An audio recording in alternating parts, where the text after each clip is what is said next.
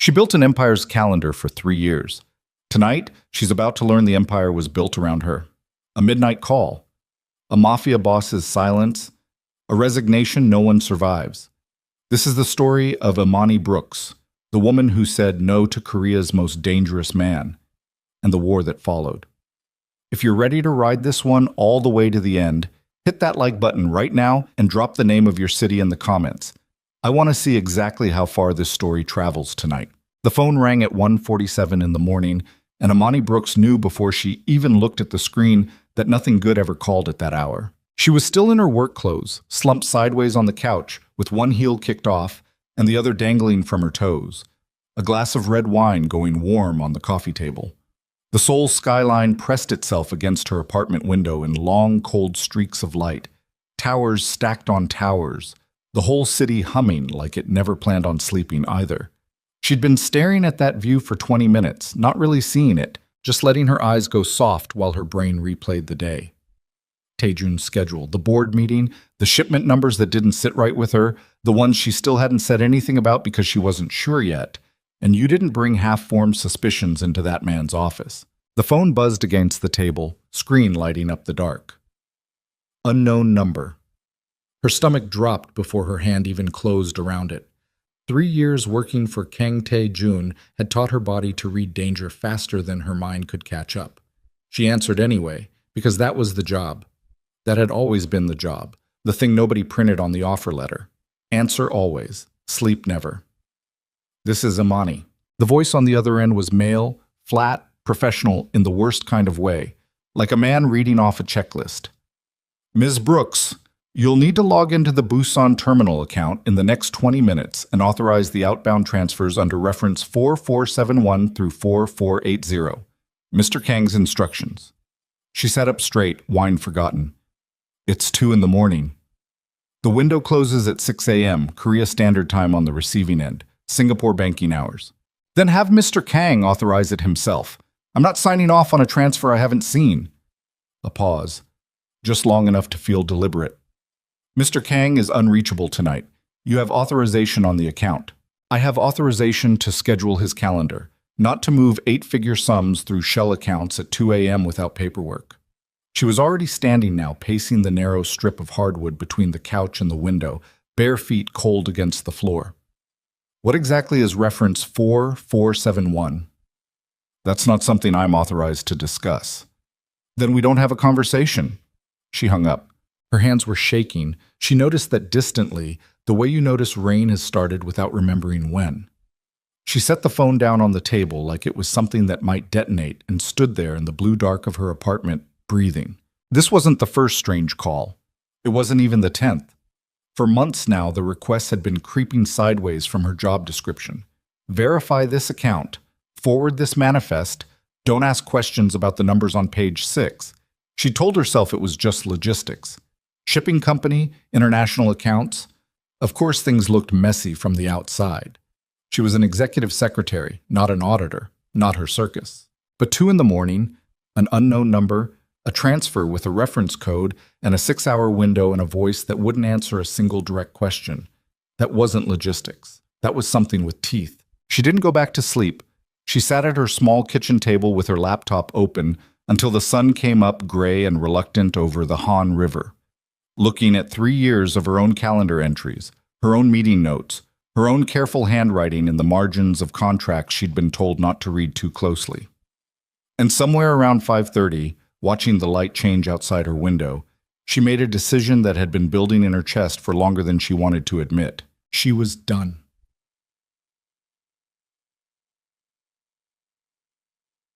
NYX Global Logistics occupied 40 floors of glass and steel in Gangnam, the kind of building that made you feel small on purpose, lobby ceilings stretching up into a marble silence broken only by the click of expensive shoes on expensive floors. Imani had walked through that lobby 5 mornings a week for 3 years, badge swinging from her neck, coffee in one hand, tablet in the other, calendar already half-managed in her head before she even reached the elevator bank. This morning felt different, heavier, like the building knew. She rode up to the 40th floor alone, watching the numbers climb, rehearsing words she'd already rehearsed 100 times in the shower, in the cab, in the elevator mirror that reflected back a woman who looked steadier than she felt. Her reflection wore a charcoal blazer, hair pulled back tight and clean, lipstick a deep wine that matched nothing about how unsettled her stomach actually was. She looked like a woman who had this handled. She did not have this handled. But she'd learned a long time ago that looking steady was 90% of being steady, and the other 10% you faked until your hands stopped shaking. The doors to the executive floor parted, and there was Seo Yan at the front desk, already half rising with a stack of folders. "Ms. Brooks, he's been asking for the Busan numbers since 6. He's not happy." "When is he ever?" Imani said, and meant it kindly, because Seo Yan had it worse than anyone, fielding the man's moods before his coffee even hit. She didn't go to her own desk. She walked straight past it, past the wall of frosted glass etched with the NYX logo, past 2 security men who nodded her through without a word, because everyone on this floor knew Imani Brooks didn't need to be announced. She knocked once on Taejun's door, more out of habit than expectation, and pushed it open. Kang Taejun stood at the window with his back to her, jacket off, sleeves rolled to the forearm, phone pressed to his ear, in a conversation he ended the second the door clicked shut behind her. He didn't turn around immediately. He never did. It was one of his quiet power moves, the kind he probably didn't even register as a power move anymore because it had become instinct. Make people wait half a second longer than comfortable, just to remind them whose room they were standing in. "You're early," he said, finally turning. "Or I'm late. One of the two." He was a tall man, broad through the shoulders in a way that suits never fully hid, somewhere in his late 30s, with a face that belonged on a magazine cover for something far less dangerous than what he actually did for a living.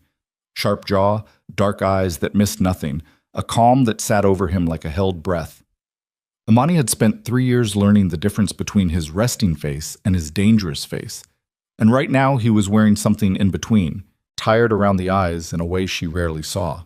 "I got a call at 2 in the morning, she said, no preamble, because preamble was a luxury she didn't have the stomach for today. Reference 4471 through 4480. Some man I've never met told me to authorize an 8-figure transfer through the Busan account with no documentation, no explanation, and a 6-hour window. Something flickered across his face. Not surprise. Recognition, maybe, quickly buried. That call shouldn't have come to you. But it did. It was a mistake. Was it? She crossed her arms, planting herself in the middle of his office like she had every right to be there, because she did. Because 3 years had earned her that. Because it's not the first mistake like that, Taejun. It's the 5th, maybe 6th, in the last 4 months. Verify this account. Sign this manifest. Don't ask about page 6. I've spent 3 years telling myself I'm running your calendar, not your money laundering, and I am done pretending I can't read a balance sheet. The room went very still. Outside the window, 40 floors down, Seoul kept moving, indifferent to the silence that had just opened up between them. Careful, Taejun said, voice low, even. Not a threat exactly, something quieter and more dangerous than a threat. A warning from a man who genuinely didn't want to have to give one. I'm not trying to be careful anymore. Her voice didn't shake, even though something in her chest did. I'm trying to leave. He didn't move, didn't blink. The silence stretched long enough that she could hear the air conditioning hum, the faint murmur of the city below, her own heartbeat loud in her ears. Say that again, he said. I'm resigning, effective today, with a 2-week notice, the way any other job would work.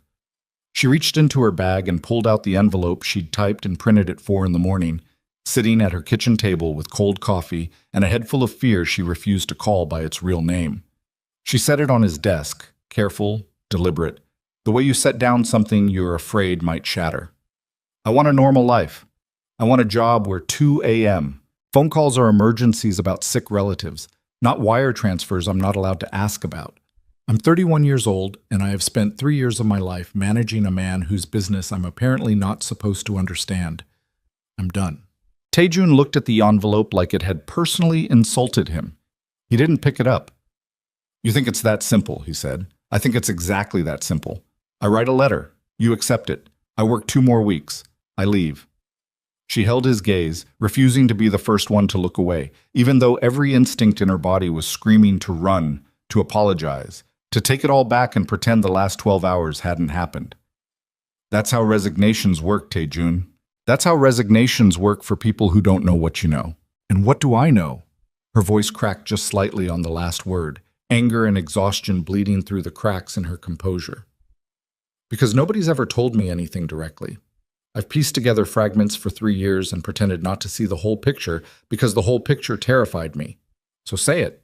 Say out loud what it is you think I know, and maybe then I'll understand exactly what I'm walking away from. He studied her for a long moment, something working behind his eyes that she couldn't name. Calculation, maybe, or something closer to regret. Then he walked around the desk, slow, unhurried, the way he moved when he wanted a room to feel the weight of him without him having to raise his voice. He stopped close enough that she had to tilt her chin slightly to hold his gaze, close enough that she caught the clean, expensive scent of him, cedar and something colder underneath. "I'll double your salary," he said, "cut your hours in half, give you full authority to refuse any task you don't want to do. You stay in this office, you stay exactly as untouched by anything you don't want to touch, and you never have to take a 2 a.m. call again. Name your terms." "You're not listening." "I am listening. I'm offering you everything money and power can buy to stay." "I don't want money and power, Taejun. I want out." She stepped back, putting air between them because she needed it to breathe properly. "I want a life where I don't lie awake wondering whose accounts I just signed off on. I want to walk down a street without men in black SUVs idling at the corner. I want—" Her voice caught, and she hated that it caught. Hated that 3 years of carefully built composure was cracking right here in front of the one man she'd never wanted to see it crack in front of. "I want to be a person who isn't tangled up in whatever this is. That's all. That's the whole list." The dangerous look came into his eyes then, the one she'd seen exactly twice before in 3 years. Once when a supplier had tried to shortchange a shipment, once when a board member had questioned his authority in front of investors. Both men had not lasted long in his organization after that look. It wasn't rage. Rage was loud and obvious and easy to manage. This was colder, stiller, the look of a man recalculating everything he thought he understood about a situation. "You have no idea what you're walking into," he said quietly. "Then maybe it's time I find out on my own, away from all this." She picked up her bag, turned, and walked toward the door, every step costing her something she didn't have a name for yet. Her hand was on the handle when his voice stopped her, low and even and absolutely certain. 2 weeks, he said. "You'll work your notice, and then we'll see if you still feel the same way." She didn't answer. She didn't trust her voice to come out steady. She opened the door and walked out into the hallway, past Seo-yeon's wide eyes, past the security men who'd clearly heard at least the shape of the argument through the glass, and didn't stop walking until she was in the elevator with the doors closed, and her own reflection staring back at her, breathing hard, hands trembling against the brushed steel railing. She told herself it was over. She told herself she'd done the impossible thing, said the unsayable thing, and now all that was left was 2 weeks of awkward distance before she walked out of that building for good and got her life back. She had absolutely no idea that she had just declared war on the only man in Seoul capable of keeping her alive. The 2 weeks that followed felt almost peaceful, which in hindsight should have worried her more than it did. Taejun didn't bring up the resignation again. He was, if anything, more formal with her. Fewer late-night calls, fewer impromptu strategy sessions that ran past midnight, fewer moments where he leaned over her shoulder to look at a document and she felt the heat of him at her back and pretended not to notice. He treated her like exactly what she'd asked to be treated as. An employee finishing out her notice, professional, distant, untouchable. It should have felt like relief. Instead, it felt like the quiet before something, the kind of stillness that settles over a forest right before a storm breaks the canopy open. She caught herself replaying his words more than she wanted to admit. "You have no idea what you're walking into." She told herself it was just a powerful man's wounded pride, the kind of thing men like Taejun said when they weren't used to being told no.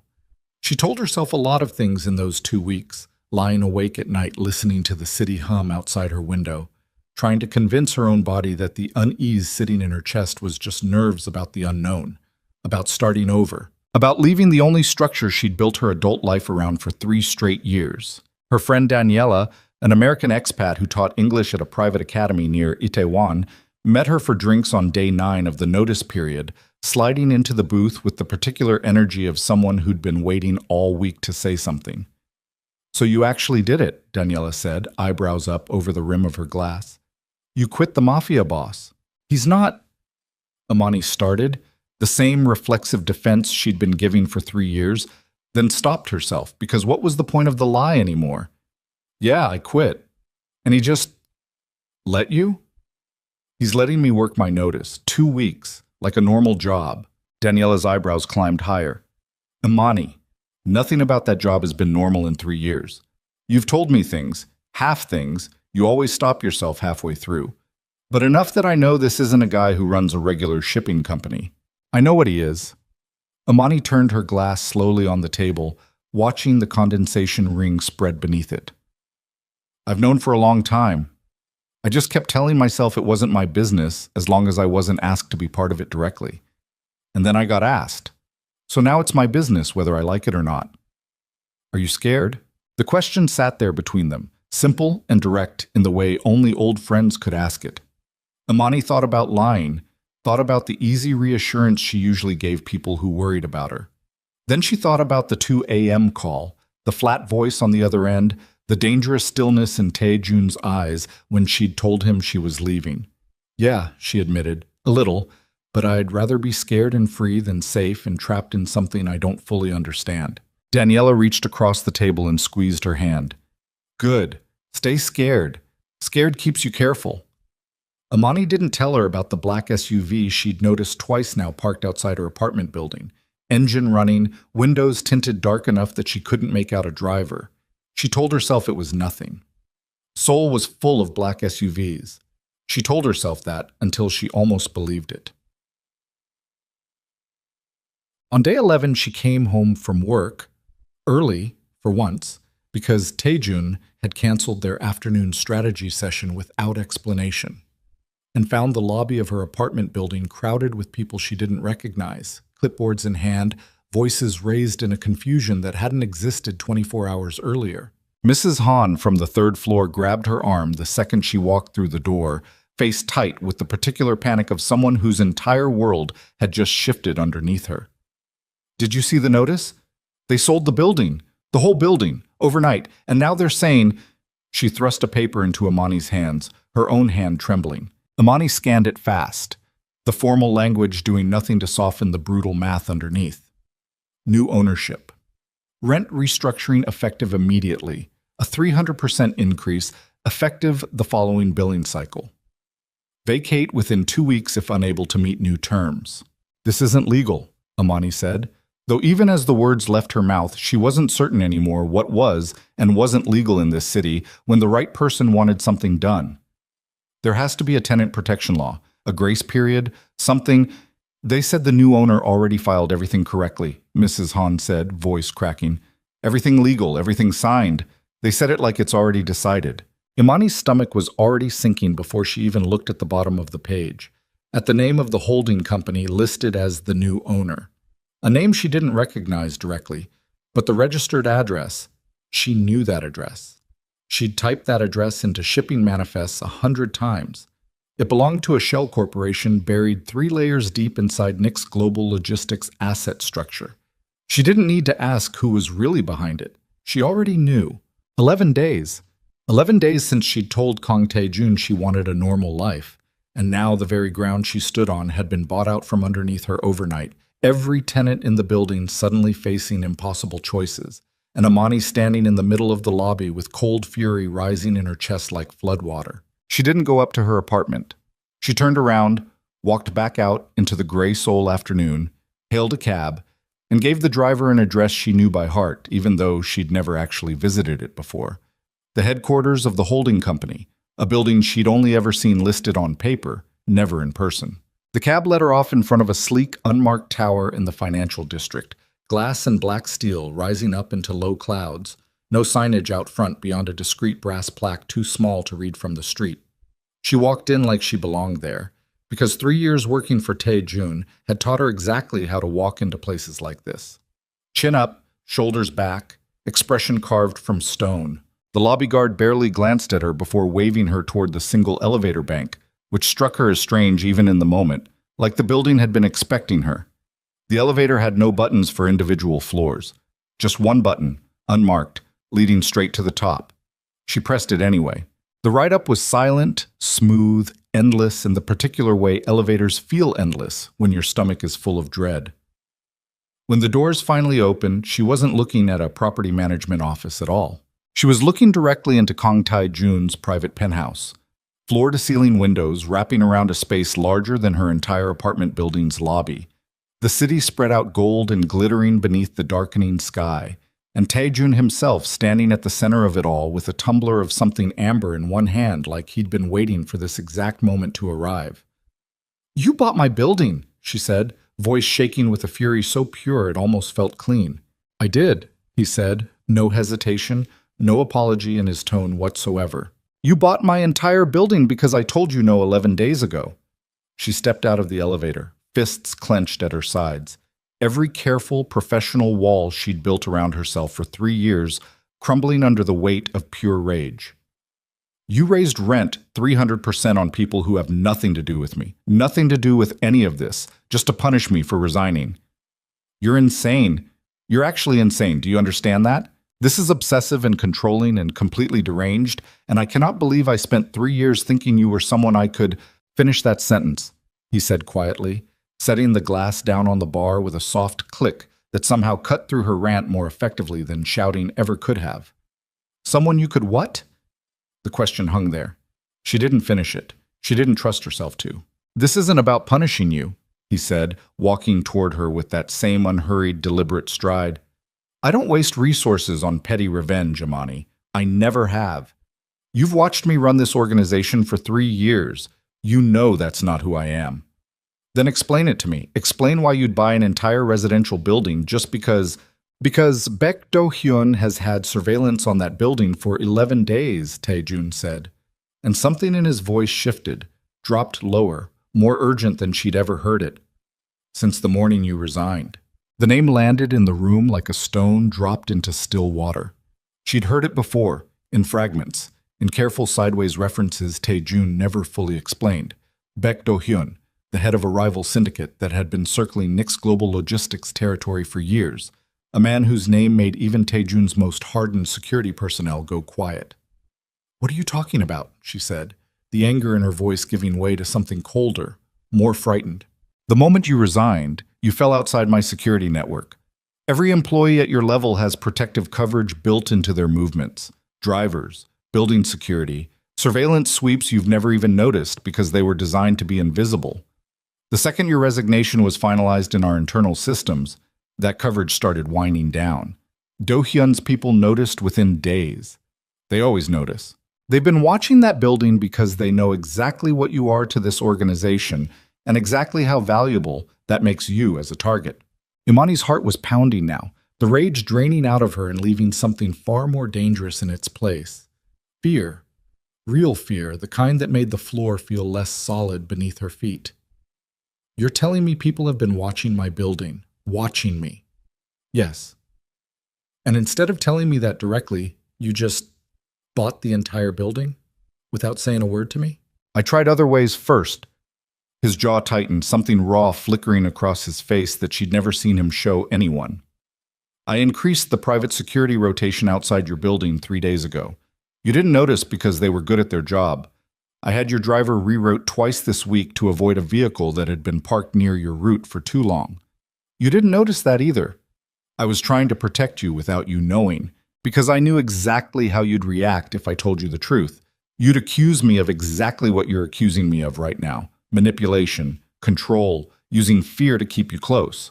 So today, when the surveillance pattern around your building escalated past what passive protection could handle, I made the only decision that guaranteed your safety immediately.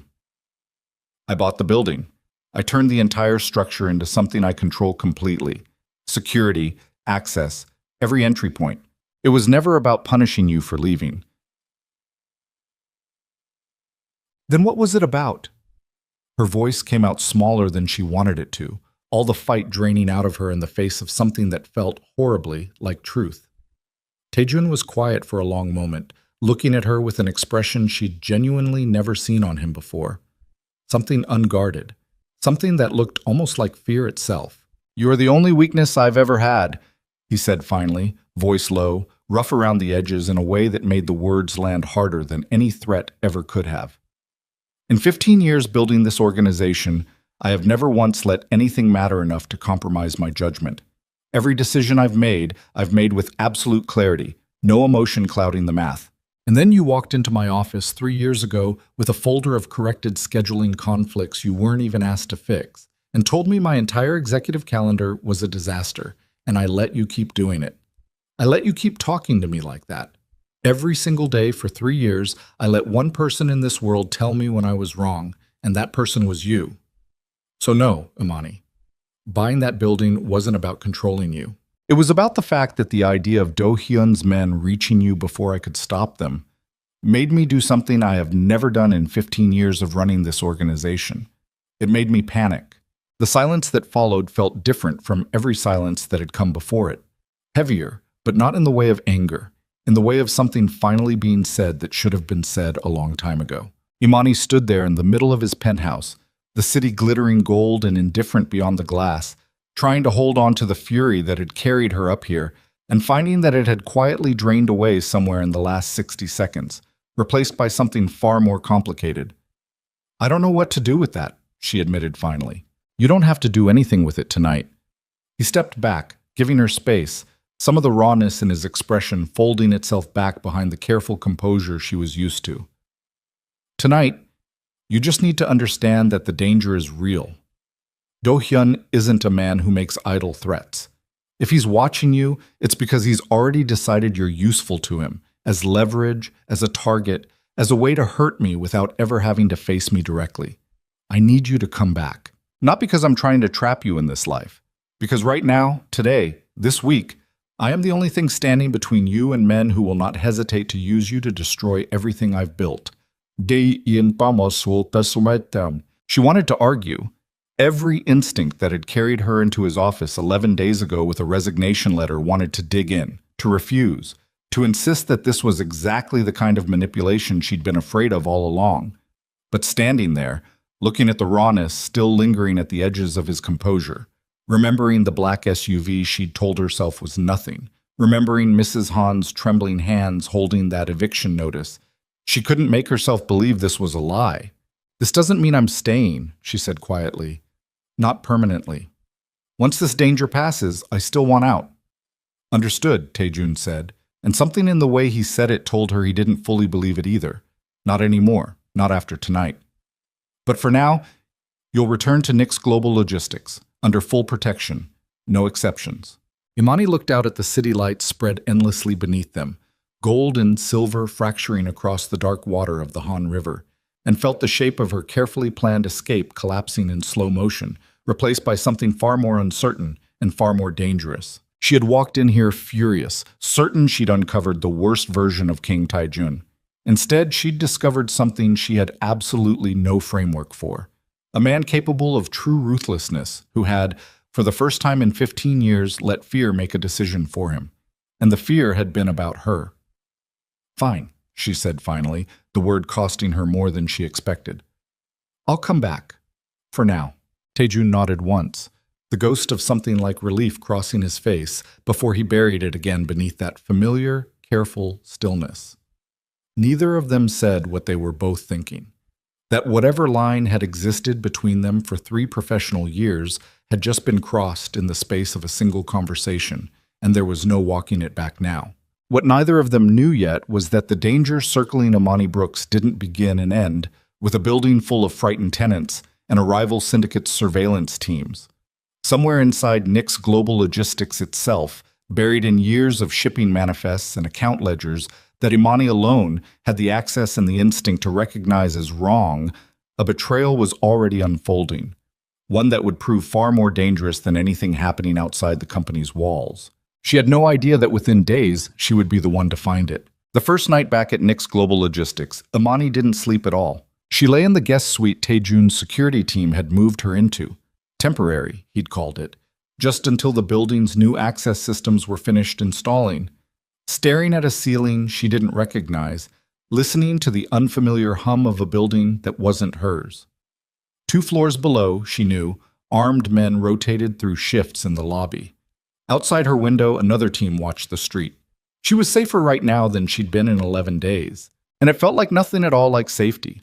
It felt like a cage with better lighting. She got up at 4:30, gave up on sleep entirely, and made her way down to the office at 5, badge in hand, coffee in the other, moving through hallways that should have felt like home after 3 years and instead felt like a held breath. The night security guard, an older man named Choi, who'd worked the overnight desk longer than Amani had worked at the company, nodded at her without surprise. "Early again, Ms. Brooks. Couldn't sleep. None of us can these days." He said it light, almost like a joke, but something in his eyes didn't match the lightness of his tone. She filed that away the way she filed everything away now, a small detail that didn't sit quite right. One more thread in a pattern she hadn't fully seen yet. She went straight to her desk and pulled up the shipping records. It hadn't been a conscious decision exactly, more like an itch she couldn't stop scratching. She told herself she was just keeping busy, just distracting her mind from the fear sitting in her chest like a stone. But the truth was simpler and uglier than that. She didn't trust anyone in this building anymore except the man whose office sat 40 feet from her desk, and even that trust felt fragile, freshly built, untested. If she was going to stay inside this war zone even temporarily, she needed to understand the terrain. And the terrain, for Amani Brooks, had always been spreadsheets. She started with the Busan account, reference 4471 through 4480, the transfers she'd refused to authorize that 2 a.m. call 11 nights ago. She traced them backward through the system, account by account, manifest by manifest, the way she'd traced 1,000 scheduling conflicts over 3 years, except this time the conflicts weren't about calendar overlaps.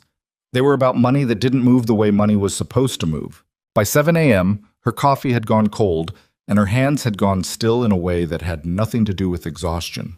There were gaps, small ones at first, a shipment logged as delayed 11 hours with no weather event, no customs hold, no mechanical failure listed anywhere in the maintenance reports.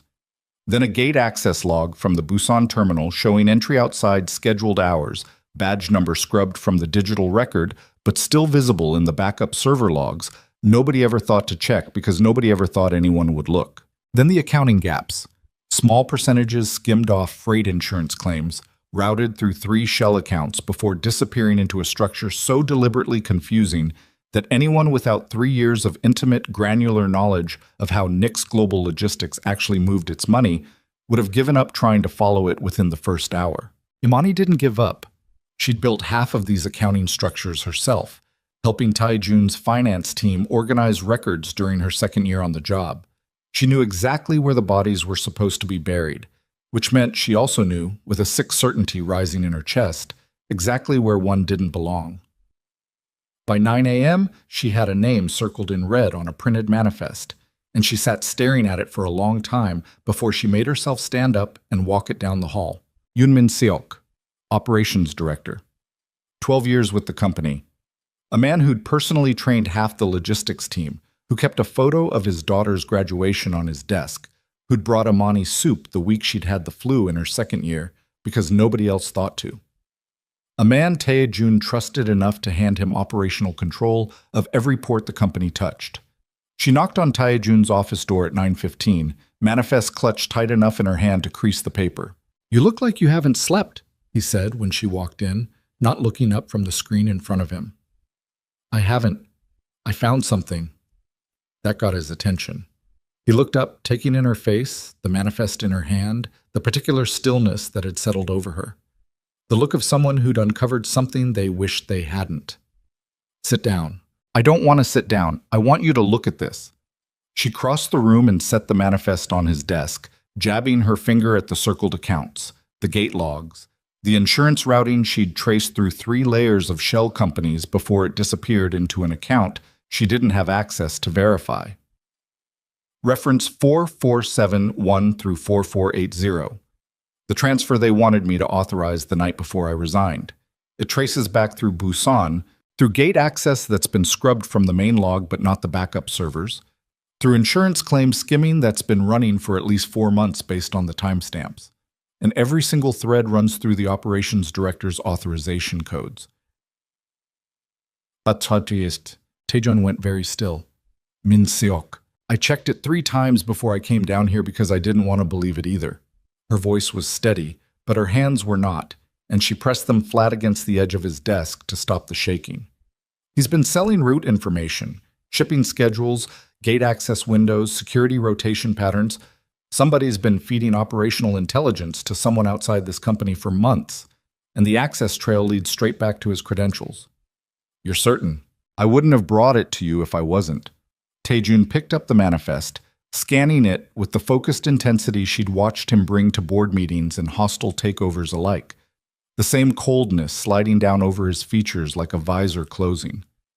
When he finally looked up, the warmth from the night before, the rawness, the admission that had cracked something open between them, was gone completely, replaced by something flat and lethal. Who else has seen this? No one. I came straight to you. Keep it that way. He stood, already moving toward the door, already shifting into a version of himself she recognized from the early days of working for him, before she'd learned to read the smaller, gentler frequencies underneath the danger. I need you to pull everything, every transaction, every gate log, every communication record tied to his account going back 6 months, quietly. No one in finance touches it, no one in IT flags it, just you. Taejun. She caught his arm before he reached the door, and he stopped, looking down at her hand on his sleeve like it was something unfamiliar. If he's been feeding information to someone outside the company, and that someone is who I think it is, Do-hyun, he said, the name coming out of him like something bitter, then this isn't just a financial betrayal. This is exactly how they knew where to find me. This is exactly how they knew when to put surveillance on my building. Something dark moved behind his eyes, a realization clicking into place that she watched happen in real time, the pieces of the last 2 weeks rearranging themselves into a different, uglier shape. Min Seok had access to employee security schedules, building assignments. He would have known the exact day your protective coverage started winding down after your resignation went into the system. He sold me out, Amani said quietly, the words landing strange in her own mouth. The betrayal somehow more personal than the millions of dollars skimmed off insurance claims. A man who brought me soup when I had the flu sold my location to people who wanted to use me as leverage against you. Taejun's jaw worked, a muscle ticking there that she'd learned over 3 years to recognize as the visible edge of a much larger and much more dangerous fury held carefully in check. I want to put a bullet in him before lunch, he said, voice flat, almost conversational in its bluntness, and the casual horror of it hit her like cold water. You can't. Watch me. Watch. Taejun. She stepped in front of him, putting her body between him and the door, an instinct she didn't fully examine in the moment. If you eliminate him today, quietly, the way I know you're capable of doing, you lose everything he knows. You lose the chance to find out exactly how much he's told Do-hyun, exactly what else has been compromised, exactly who else might be involved. You kill the messenger and the message dies with him, and you're left guessing at how deep this actually goes. You're suggesting I let a traitor keep operating inside my organization. I'm suggesting you're smarter than Rage, and you've spent 15 years proving that, and I am asking you not to let one bad morning undo 15 years of being the most strategic man I've ever met. Her voice cracked slightly on the last words, exhaustion and fear bleeding through the careful argument she was constructing in real time. Use him. Find out what he knows. Find out who else is compromised, and then end it on your terms, not in a burst of anger that gets you exactly nothing except one less name on a payroll. The silence between them stretched long and taut. Taejun looked at her like he was seeing something new, recalculating something, the cold fury in his eyes slowly giving way to a different kind of focus, sharper, colder, more patient. You've thought about this already, he said. I've had 3 hours since I found it. I think about everything for 3 hours straight when I find something this big. A ghost of something that almost looked like a smile moved across his face, gone as fast as it appeared. All right, we do it your way. We find out how deep it goes before we end it. He stepped back, putting professional distance between them again, the danger in his eyes settling into something colder and more calculated. But Amani, when this ends, it ends completely. No half measures. You understand what that means. She understood exactly what that meant, and the understanding sat heavy and cold in her stomach for the rest of the day.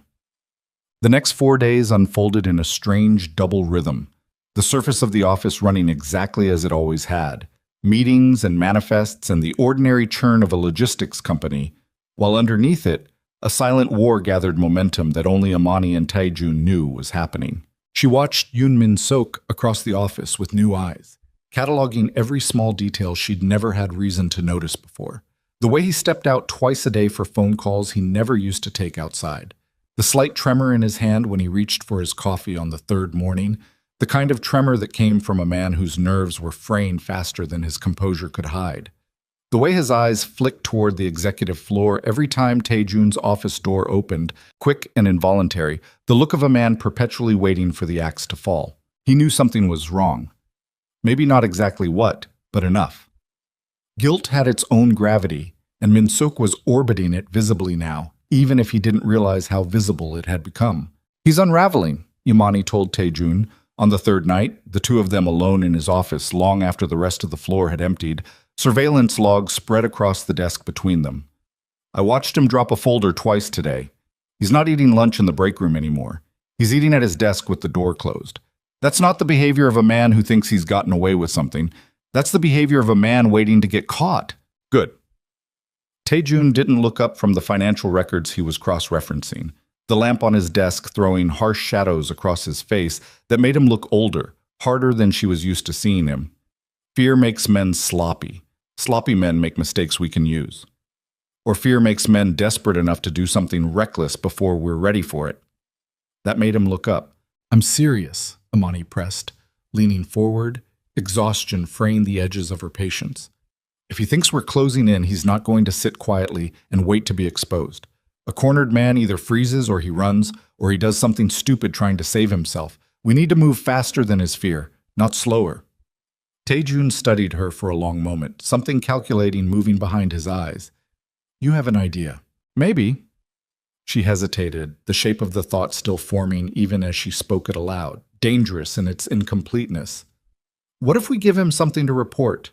Something that looks valuable enough that he can't resist passing it to Do-hyun, but it's actually bait. We control the information, we control the timeline, and when Do-hyun moves on it, we're ready. You want to set a trap. I want to stop reacting and start dictating the terms, she said, and heard, with some distant part of herself, how much she sounded like him in that moment. The careful, strategic coldness that 3 years of proximity to this world had apparently taught her without her even noticing. Taejun leaned back in his chair, studying her with an expression she couldn't quite read. Something between admiration and concern, like he was watching her cross a threshold he wasn't entirely sure he wanted her crossing. You used to refuse to even look at the financial structures I tried to explain to you, he said quietly. You'd tell me it wasn't your business. It wasn't my business. Until somebody made it my business by selling my location to men who want to hurt the only people I have left in this city. Her voice was tighter than she meant it to be, 3 years of careful boundaries collapsing in real time. Don't act surprised that I've learned to think like the people trying to kill me, Taejun. You should be relieved. It means I might actually survive this. The words landed harder than she intended, and she watched something flinch behind his composed exterior. Not anger, something closer to pain, quick and gone. I never wanted this for you, he said. I know that now. I didn't know it 11 days ago, but knowing it doesn't undo the fact that I'm already in it. She pushed a hand through her hair, suddenly aware of how exhausted she actually was, the adrenaline of the last 4 days finally catching up with her body all at once. So let's stop talking about whether I should be involved and start talking about how we use what I know to get both of us out the other side of this alive. Something shifted in his face. Resignation, maybe? Or recognition that the woman in front of him wasn't the same one who'd walked into his office 2 weeks ago with a resignation letter. He nodded once, slow, deliberate. Tell me your idea. The plan they built over the following 2 days was elegant in the way Amani's plans had always been elegant, built from the inside out, exploiting exactly the systems she understood better than anyone else in the building because she'd helped design half of them. They would leak a piece of false intelligence through channels Min Seok had access to, but that wouldn't immediately implicate him if it failed. A rumor, carefully placed, that Tae-jun intended a private, lightly guarded dinner with Imani at one of Seoul's most exclusive restaurants. A target too perfect for Do-hyun to ignore. The mafia boss's greatest weakness presented on a plate, almost unguarded, except it wouldn't be unguarded at all. "You understand what you're agreeing to," Tae-jun said on the second night of planning, watching her across the desk with an intensity that made her skin prickle.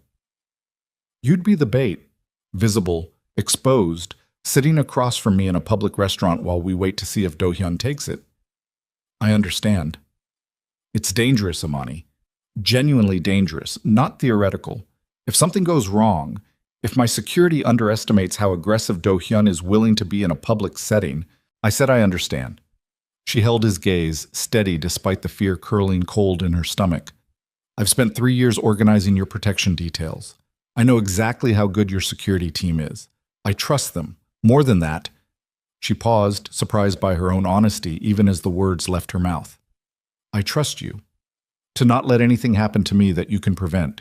Something raw moved across his face again, that same unguarded crack from the night in the penthouse, gone again almost as fast as it appeared. "I would burn this entire city down before I let anyone touch you," he said, voice low, rough, more confession than declaration. "I need you to understand that's not hyperbole. That's not something I'm saying to make you feel safe. That is simply fact." The air between them felt suddenly too thin, too charged, the careful professional distance they'd maintained for 3 years, fraying at the edges, in a way neither of them quite knew how to address. Imani looked away first, busying her hands with the papers on the desk, her pulse loud in her own ears. "We should focus on the plan," she said. "Yes," he agreed, though something in his voice suggested he wanted to say something else entirely. "The plan." Quote, "They leaked the information on a Thursday, routed through 3 different channels designed to look organic," a comment dropped in a finance meeting Min Seok attended, a calendar entry visible to anyone with mid-level system access, a casual mention from Seo Yeon at the front desk, who'd been briefed only enough to plant the seed without knowing the full scope of what she was actually doing. By Friday morning, the trap was set, and all that remained was watching it unfold. Imani spent that day in a state of strange, suspended focus, going through the motions of normal office work while every part of her brain ran calculations about the dinner 2 nights away. She watched Min-suk closely without seeming to watch him at all, cataloging the way his shoulders tightened when the calendar entry crossed his desk, the extra time he spent in the break room that afternoon on a call he ended the second anyone walked past. He'd taken the bait. She could see it in his body language, the particular electric tension of a man who'd just found something he thought might finally relieve the unbearable pressure he'd been carrying. She almost felt sorry for him. Almost. That feeling evaporated entirely on Saturday morning, less than 30 hours before the planned dinner, when Tae-jun called her into his office with an expression she hadn't seen on him before. Something between fury and disbelief. "We have a problem," he said, turning his laptop screen toward her. It was a financial transfer, freshly logged, $50,000, moved from an account she didn't recognize into a private account registered under a name that took her a full 3 seconds to place. Her own driver, Hyun-woo. The quiet, polite young man who'd been ferrying her between her apartment and the office for the better part of a year, who always had a bottle of water waiting in the back seat, who'd once spent 20 minutes helping her track down a missing umbrella she'd left at a restaurant. "That's not possible," she said, the words coming out flat with shock. "Hyun-woo's been with the company for 2 years.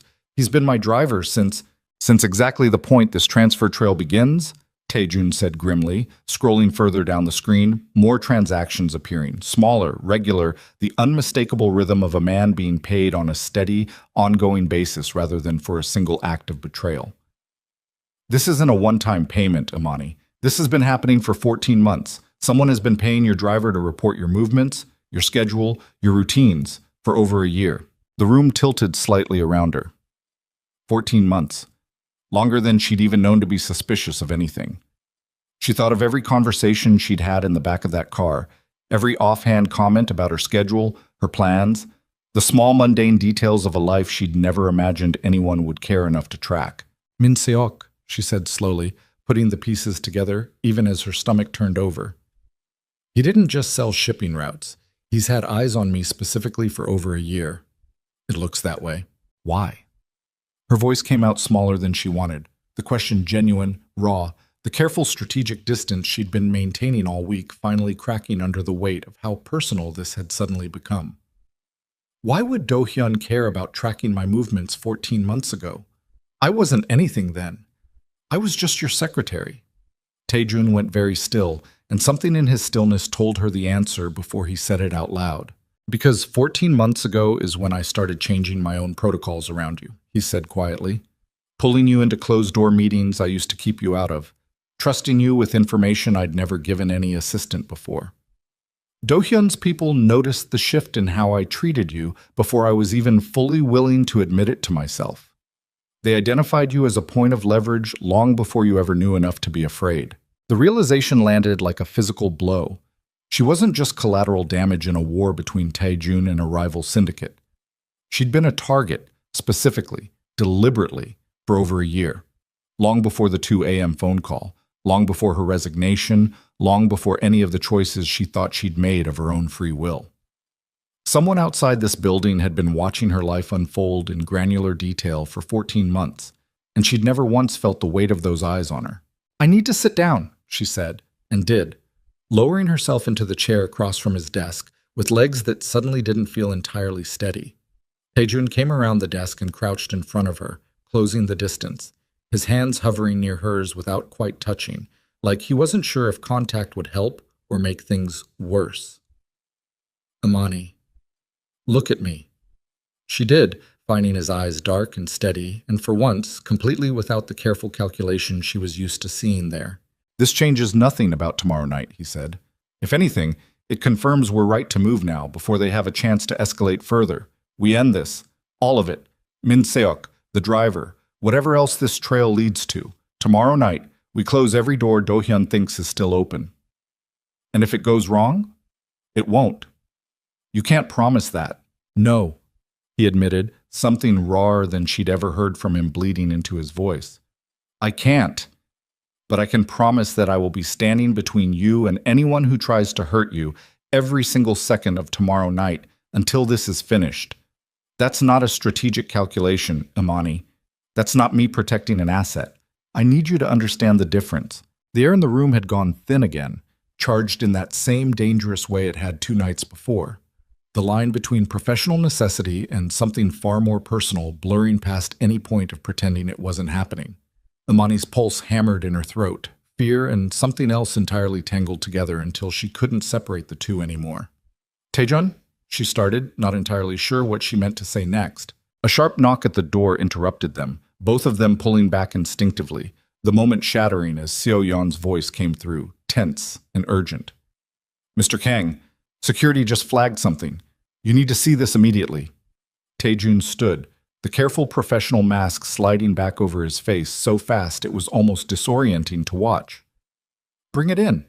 Seo-yeon entered with the tablet, hands visibly shaking as she set it on the desk.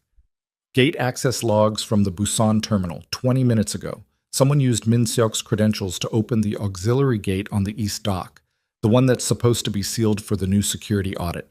And there's more. She swallowed hard. We've got a visual match on the security camera. It's not Min Seok using the credentials.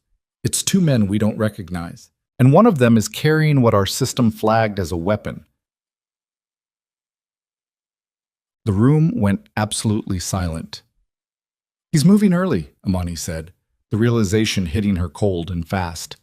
He's not waiting for the dinner tomorrow night. He's using his access right now, before we're ready, before our trap is even set.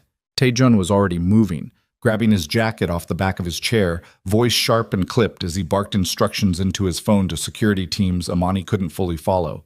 Names and locations and protocols flying past her too fast to track.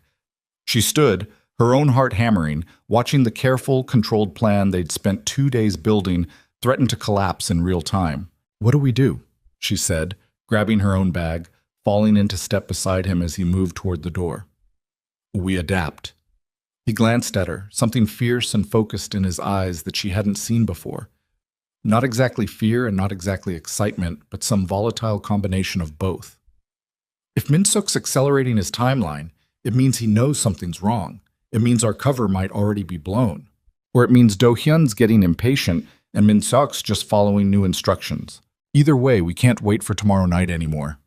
Taejun stopped at the elevator, turning to face her fully, his jaw tight, every line of his body coiled with a tension she'd never seen in him before. Not the cold calculation of strategy, something rawer, something closer to a man staring down the edge of losing control of a situation for the first time in 15 years. I need to go to Busan tonight. Personally, I need eyes on this myself. Then I'm coming with you. No. The word came out hard, immediate, almost a command. Absolutely not. If this is escalating the way it looks like it's escalating, Busan is the most dangerous place in this entire country for you to be standing tonight. And Seoul isn't? Her voice rose, frustration and fear tangling together until she could barely separate them.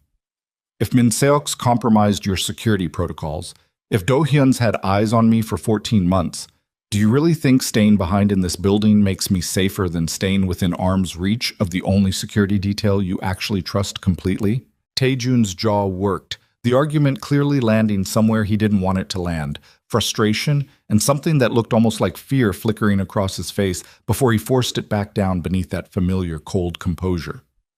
You stay with my personal detail, Choi and 2 others. You do not leave their sight for 1 second. You understand me? Not to use the restroom, not to make a phone call, nothing. Understood. I mean it, Imani. I said I understood.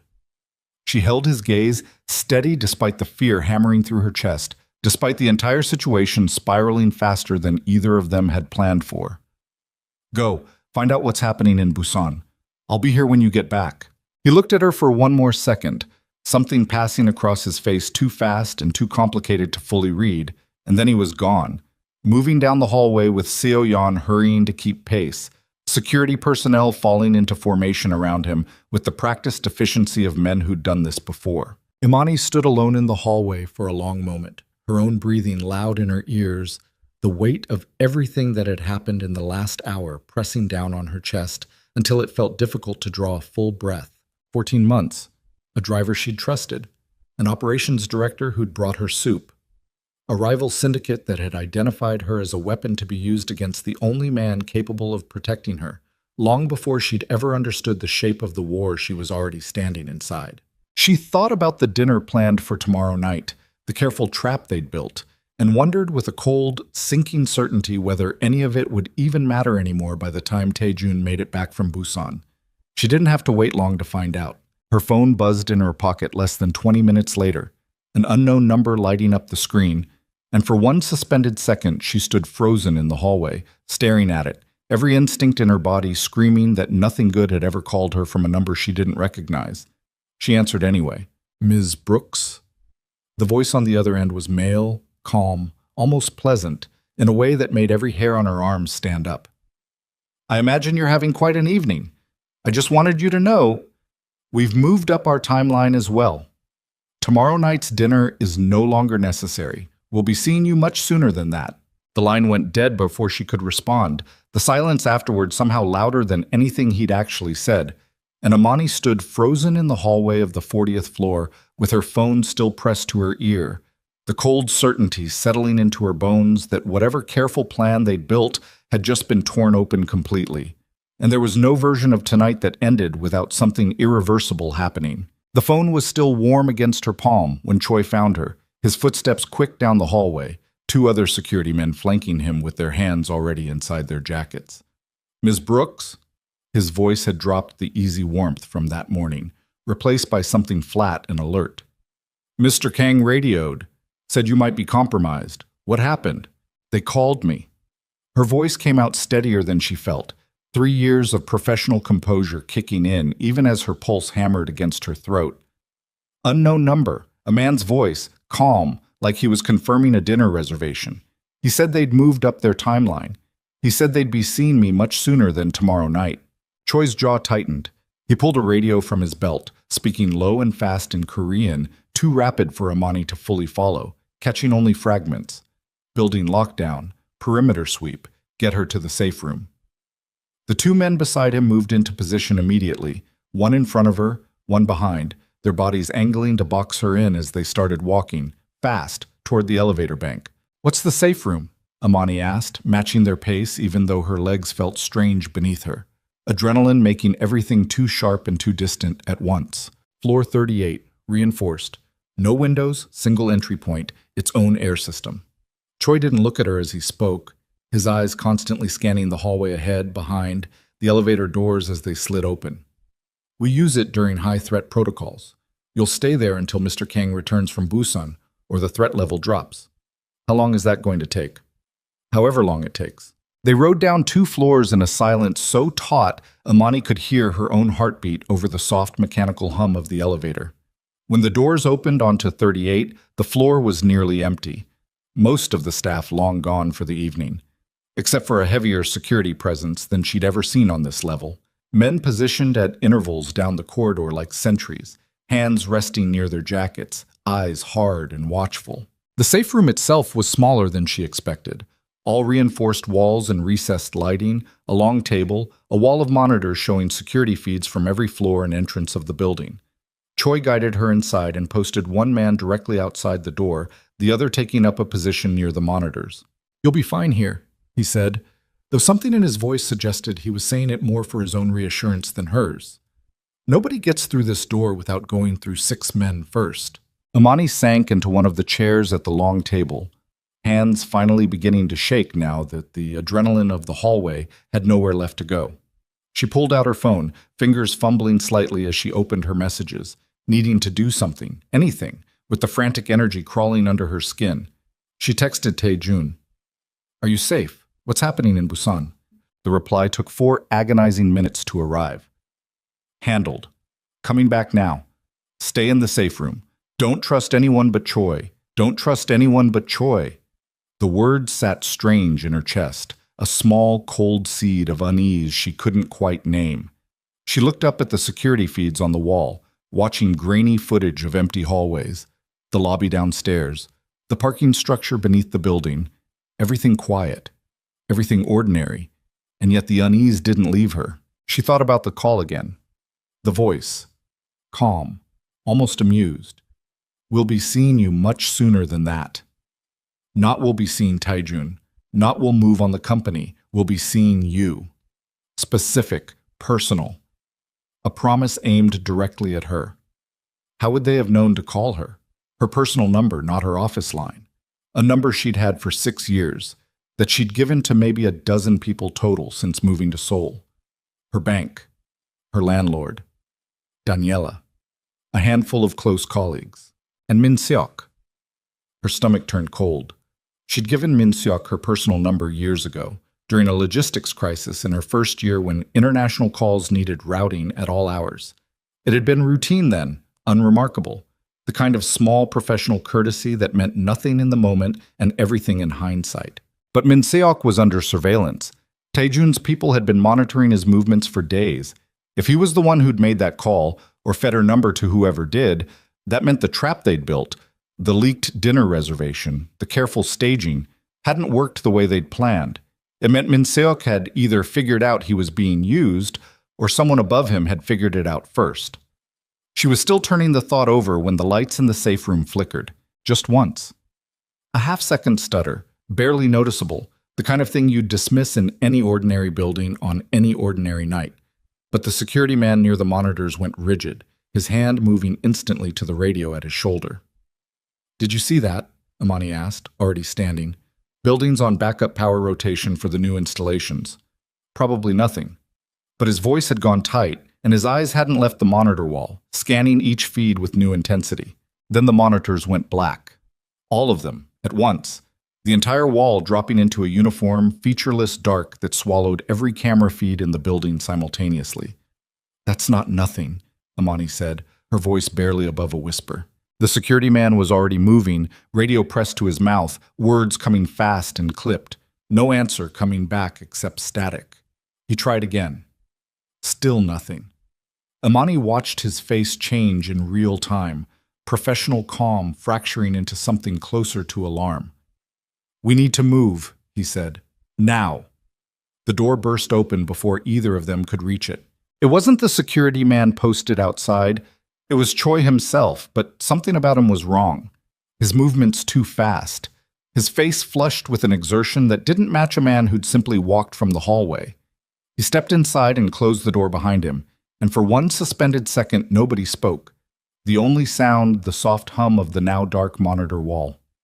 "Choi," the security man said, lowering his radio slightly. "Cameras are down across the building. We need—" Choi shot him.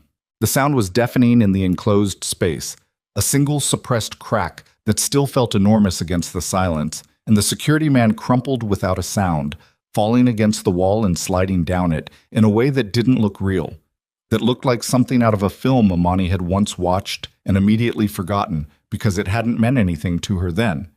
It meant everything now. She didn't scream. Some distant clinical part of her mind registered that fact, even as her whole body went cold with shock. She didn't scream. She just stood there, frozen, staring at the man on the floor, and then at Choi, the older security guard who'd waved her through the night desk 100 times over 3 years, who'd nodded at her with familiar warmth not even 30 minutes ago. "You," she said, the word coming out strangled. "Sit down, Ms. Brooks." Choi's voice had lost every trace of the easy warmth she'd known for 3 years, replaced by something flat and businesslike. The gun in his hand held with a steadiness that suggested this wasn't the first time he'd used it. "We don't have much time, and I'd rather not hurt you. That was never the plan." "You killed him!" Her voice cracked, horror and disbelief tangling together as she stared at the body, at the dark stain already spreading across the floor. "He worked for you. He trusted you. He worked for Kong Tai-jun. So did I, for 11 years, until I understood exactly how little that loyalty was ever worth." Something bitter moved across Choi's face, an old wound surfacing despite the cold professionalism he was trying to maintain. 11 years of overnight shifts, watching that man build an empire on the backs of people he never once thought to actually reward. "You want to know why I'm standing here, Ms. Brooks? Ask your boss what happened to security funding 3 years ago, right around the time he started spending it all on protecting you instead." "But they You're working for Do Hyun." "I'm working for whoever pays for 11 years of being overlooked." Choi gestured with the gun toward the door, the motion small but absolutely clear. "Now get up. We're leaving this building, and you're going to walk calmly beside me the entire way.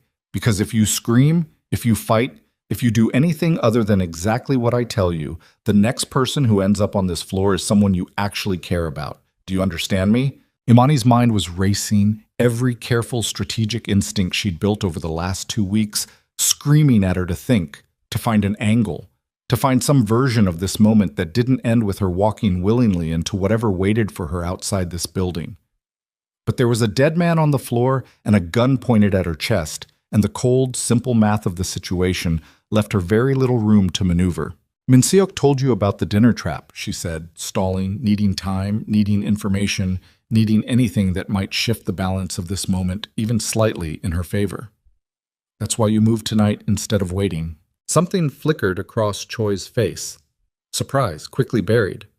"Min Seok doesn't know anything. He's a useful idiot who thinks he's been selling shipping schedules for spare cash to pay off his daughter's tuition. He has no idea the actual scope of what's been happening. No idea that the man he's been talking to runs half the operation he thinks he's quietly betraying." The floor seemed to tilt beneath her. "What are you saying?" "I'm saying your trap worked exactly as well as you wanted it to. Min Seok passed along everything about the dinner, right on schedule, right where you wanted him to." Choi's mouth curved into something that wasn't quite a smile. "The problem, Ms. Brooks, is that you built your entire plan assuming the leak was a single source. You assumed if you controlled Min Seok's information, you controlled the information reaching Do Hyun. You never considered that Do Hyun might have more than one person inside this building. You never considered that I've been feeding him real-time security protocols for over a year, completely separate from whatever Min Seok thought he was doing." The truth of it landed like a physical blow, the entire architecture of the plan she'd built with such careful pride collapsing in real time. They hadn't outsmarted Do Hyun at all. They'd been so focused on the one leak they'd found that they'd never considered there might be a second, deeper, more dangerous one sitting in plain sight the entire time. A man who'd guarded this building for 11 years, who knew every protocol, every camera blind spot, every weakness in the security architecture because he'd helped design half of it himself. Taejun trusted you, she said, the words coming out hollow. Taejun trusts very few people, Ms. Brooks. You'd know that better than anyone. Choi's eyes flicked toward the dead man on the floor, something almost like regret crossing his face before it vanished. I am sorry about him. He had a family, but this was never going to end without losses on both sides. Now move. She had no choice. She moved, walking ahead of Choi toward the door, her mind running through every possible scenario, every possible way out, finding nothing, the cold clarity of her own helplessness settling over her like ice water. They didn't go toward the main elevator bank. Choi guided her instead toward a service corridor she'd never had reason to use in 3 years of working in this building. Narrow and utilitarian, fluorescent lights buzzing overhead, the kind of space designed for maintenance staff and deliveries rather than executives. Service elevator, Choi said when she hesitated at the unfamiliar turn. Cameras are down on this route specifically. I made sure of that an hour ago. Before Taejun had even left for Busan.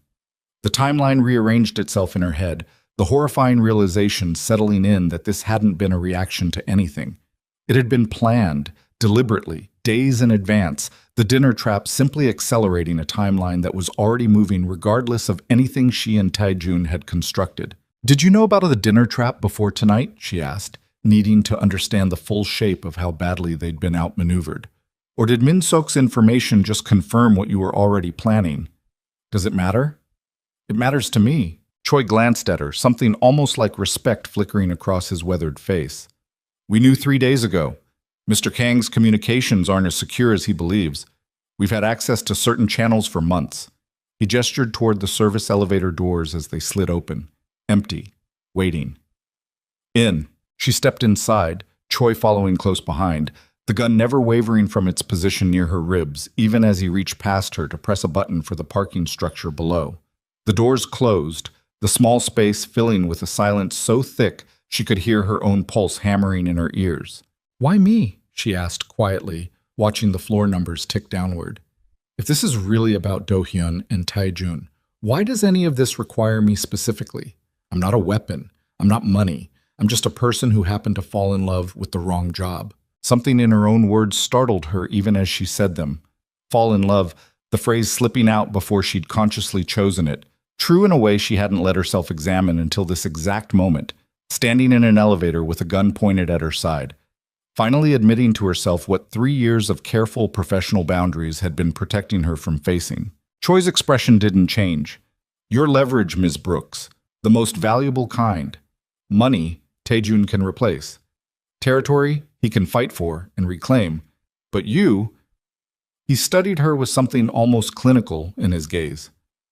Do-hyun has watched that man for 15 years. He's never seen him bend for anyone, never seen him show a single weakness that could be exploited. And then you walked into his office with your resignation letter, and within hours he bought an entire apartment building to keep you safe. That's not the behavior of a man protecting an asset, Ms. Brooks. That's the behavior of a man who's finally given Do-hyun the one lever he spent 15 years searching for.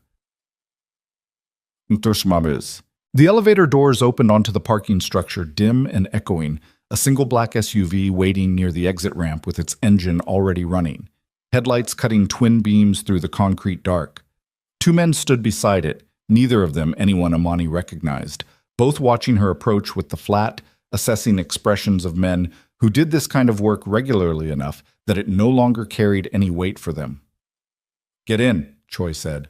Imani's feet stopped moving entirely, every instinct in her body refusing the command even as her mind raced through the narrowing options.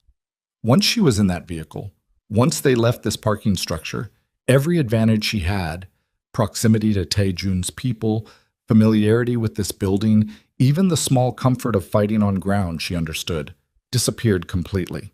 If I get in that car, she said, forcing her voice to stay level despite the violent hammering of her heart, what happens to me?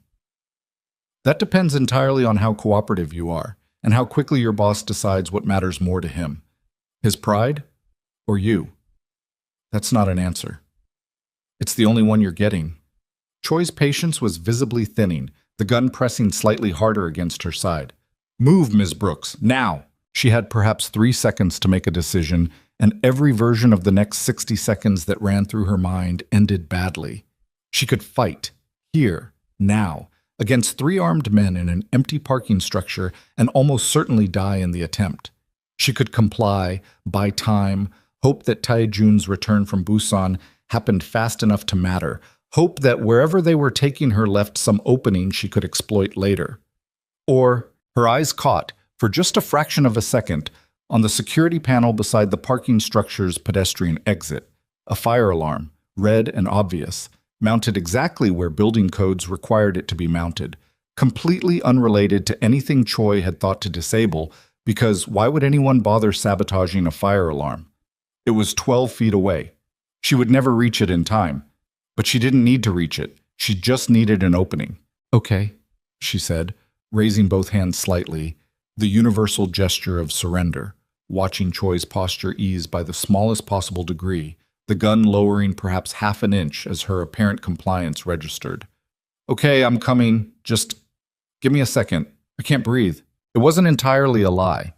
Her lungs did feel tight, her chest constricted with genuine panic, and she let that show on her face, let her body sag slightly with what looked like defeat, watching Choi's attention shift, watching the men by the SUV relax by degrees as the obviously frightened woman in front of them stopped resisting.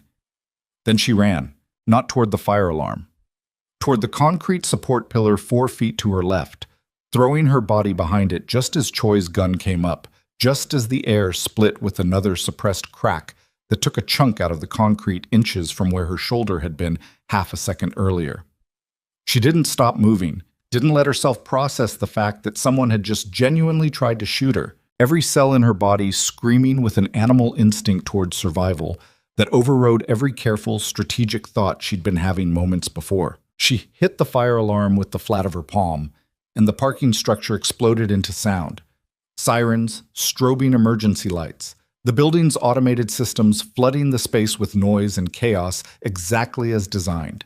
"Grab her!" Choi shouted, his voice barely audible over the alarm, and Amani was already moving again, sprinting away from the pillar, away from the SUV, toward the stairwell exit on the far side of the structure, her lungs burning, her heels abandoned somewhere behind her because she'd kicked them off without even consciously deciding to, bare feet slapping against cold concrete. A hand closed around her arm before she reached the stairwell door, yanking her backward with enough force to nearly dislocate her shoulder, and she screamed then, finally, the sound tearing out of her raw and animal as one of the unfamiliar men dragged her toward the SUV, her bare feet scraping uselessly against the concrete as she fought, twisted, drove her elbow back into something solid that made the man grunt in pain without loosening his grip. "Taejun!" The name ripped out of her without thought, without strategy, pure instinct screaming for the one person whose name had become, somewhere in the last 2 weeks, synonymous with safety itself. Even though some distant rational part of her knew he was hundreds of miles away in Busan and couldn't possibly hear her. The stairwell door burst open. It wasn't Taejun.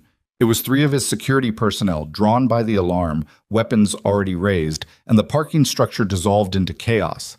Shouted commands in Korean, the sharp crack of gunfire. Amani thrown to the concrete as the man holding her abandoned his grip to return fire, her cheeks scraping hard against rough concrete, her vision swimming with adrenaline and pain and a roaring in her ears that drowned out almost everything else. She crawled, instinct alone driving her toward the nearest cover, a parked sedan 3 feet away, throwing herself behind its tire as bullets cracked against metal somewhere above her head. The night air filled with the acrid smell of gunpowder and the sirens still screaming overhead. It lasted less than a minute, though it felt like an hour stretched thin and endless. When the gunfire finally stopped, the silence that followed felt almost more violent than the noise had been, ringing and absolute, broken only by her own ragged breathing and the distant approach of more footsteps, more shouting, the building's full security response finally arriving in force. She didn't move from behind the sedan until a familiar voice called her name, raw with something she'd never heard in it before, pure, uncalculated fear. "Imani!" She looked up to see Taejun running across the parking structure, jacket gone, tie loosened, face white in a way she'd never seen on him, and the sight of him broke something open in her chest that she'd been holding together through sheer force of will for the last 20 minutes.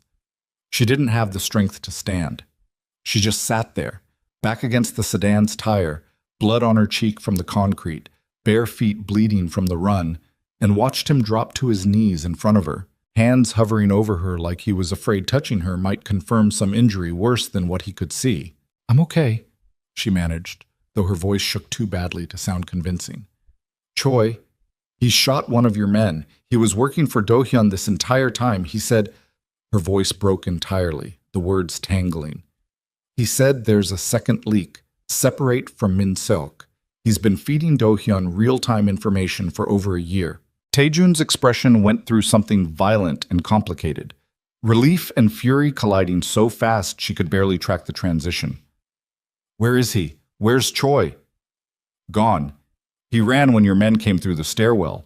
I don't know where." Taejun's jaw worked, his hands finally settling on her shoulders, gentle despite the visible tremor of barely contained rage running through him. "I should have been here. I never should have left for Busan." "You couldn't have known." "I should have known." His voice cracked on the words, something raw and unguarded surfacing in front of her for the third time in 2 weeks, each time stripping away a little more of the careful distance he usually maintained. "I left you with a man I trusted for 11 years, and he nearly—" He stopped himself, unable to finish the sentence, his hand coming up to gently touch the scrape on her cheek, his thumb trembling slightly against her skin. "I'm alive," she said quietly. "I'm here." "This was never supposed to touch you, any of it." His voice had dropped to something barely above a whisper, the security chaos around them fading into background noise as he knelt there in front of her. The careful armor of Kang Tae-jun, ruthless mafia boss, falling away into something far more human, far more frightened. "I built every wall in this organization specifically so the people I—" He stopped again, swallowing hard, something fierce and desperate moving across his face. "So the people who mattered would never have to know what it costs to keep this empire standing. And somehow, you ended up standing directly in the middle of it anyway." "Deus santates." "Maybe I walked in here on my own," Amani said softly, reaching up despite her trembling hand to cover his where it rested against her cheek. "Maybe some part of me has known exactly what I was choosing for longer than I wanted to admit." The moment stretched between them, fragile and electric, the chaos of the parking structure receding into something distant and unimportant. But it didn't last. It couldn't, not tonight. A security officer approached at a near run, breathless, urgent. "Mr. Kang, we found something in Choi's locker before he fled. You need to see this immediately." Taejun didn't move at first, his hand still cradling Amani's face, reluctant to break whatever fragile thing had just opened between them. But the officer's tone carried a weight that demanded attention, and after a long moment he helped Amani to her feet, steadying her when her bare bleeding feet protested against the cold concrete, and followed the officer toward the loading dock office at the edge of the parking structure. What waited for them there changed the entire shape of the war. Spread across a metal table inside the small office was a collection of documents Choi had apparently left behind in his hasty escape. Surveillance photographs, financial records, a hand-drawn map of the company's entire security architecture, annotated with notes in handwriting Amani didn't recognize. But it was the final document, sitting on top of the pile like it had been left there deliberately, that made the air leave her lungs entirely. It was a contract. Formal, notarized, dated 18 months earlier, establishing a financial arrangement between Choi and a holding company whose ownership structure, when Amani's eyes traced it down to the final signature line, didn't belong to Baek Do-hyun at all. It belonged to someone else entirely. Someone whose name made Taejun go rigid beside her, his entire body going still in a way she'd never witnessed, his face draining of color as he stared down at the signature like it had personally reached out and struck him. "That's not possible," he said, voice barely a whisper. "Taejun." Amani's hand tightened around his arm, fear coiling cold and fresh in her stomach at the sight of him. A man who'd faced down armed assassins without flinching, now standing utterly frozen, undone by nothing more than a name on a piece of paper. "Whose name is that?" He didn't answer right away. When he finally looked up at her, the expression on his face wasn't fear of Do-hyun, wasn't fear of any external enemy at all. It was something far worse. The look of a man realizing the war he thought he understood had never been the war he was actually fighting. "That's my brother's signature," he said. The name hung in the air between them like smoke that wouldn't clear. Your brother, Amani repeated, the words feeling foreign in her mouth, like they belonged to a different conversation entirely. Taejun, you never told me you had a brother, because he's been dead for 6 years.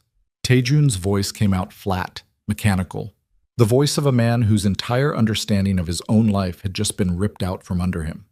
He picked up the contract with hands that weren't quite steady, scanning the signature again like the second look might reveal it as a forgery, a mistake, anything other than what it so clearly was. Jin Ho, my younger brother. He died in a warehouse fire in Incheon. I buried him myself. I gave the eulogy. Then who signed this? I don't know. He set the paper down slowly, deliberately, like it might detonate if handled wrong. I don't know, Imani. I watched them pull his body out of that fire. I identified him myself at the morgue because I didn't trust anyone else to do it carefully enough, to be gentle enough with what was left of him. 6 years.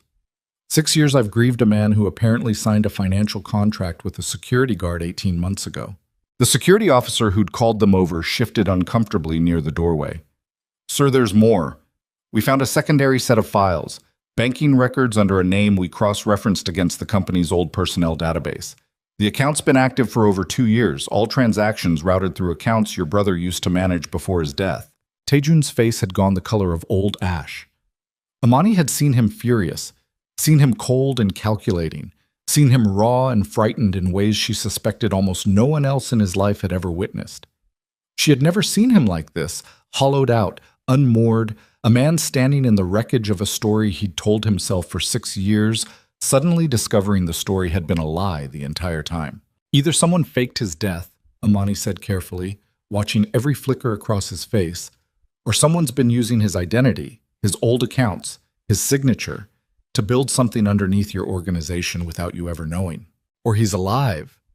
Taejun said it like the words cost him something physical, like saying it out loud made the possibility more dangerous than leaving it unspoken. And he's the one who's been bleeding my organization dry for 2 years. Funding Do Hyun, recruiting Choi, feeding information through Min Seok without either of them even understanding who they were actually working for. The pieces slammed into place in Amani's mind so fast it left her breathless. That's why Choi knew protocols even Min Seok didn't have access to. That's why the information you thought was going to Do Hyun's organization was always one step ahead of anything you tried to do to counter it. It was never really Do Hyun running this war, was it? Do Hyun's real. Do Hyun's dangerous. But Do Hyun is also exactly the kind of obvious enemy a smarter man would want me focused on, while the actual threat builds itself in places I'd never think to look. Taejun's hands had curled into fists at his sides, knuckles white, his entire body radiating attention that had nothing to do with strategy and everything to do with a grief. He hadn't finished processing 6 years ago, suddenly twisting into something far more violent. My own brother. If he's alive, if he's been doing this, Amani, I need you to understand what kind of man Jin Ho was capable of becoming. He was angrier than me, colder when he wanted to be. I was always the one who held back. He never was. Before Amani could respond, the security officer's radio crackled to life, a burst of urgent Korean that made the man's face tighten. He listened for 10 seconds, then looked up at Taejun with an expression that made Imani's stomach drop before he'd even spoken a word of English. Sir, we just intercepted a transmission from the Busan terminal. Min Seok's there right now, off schedule, with unauthorized personnel.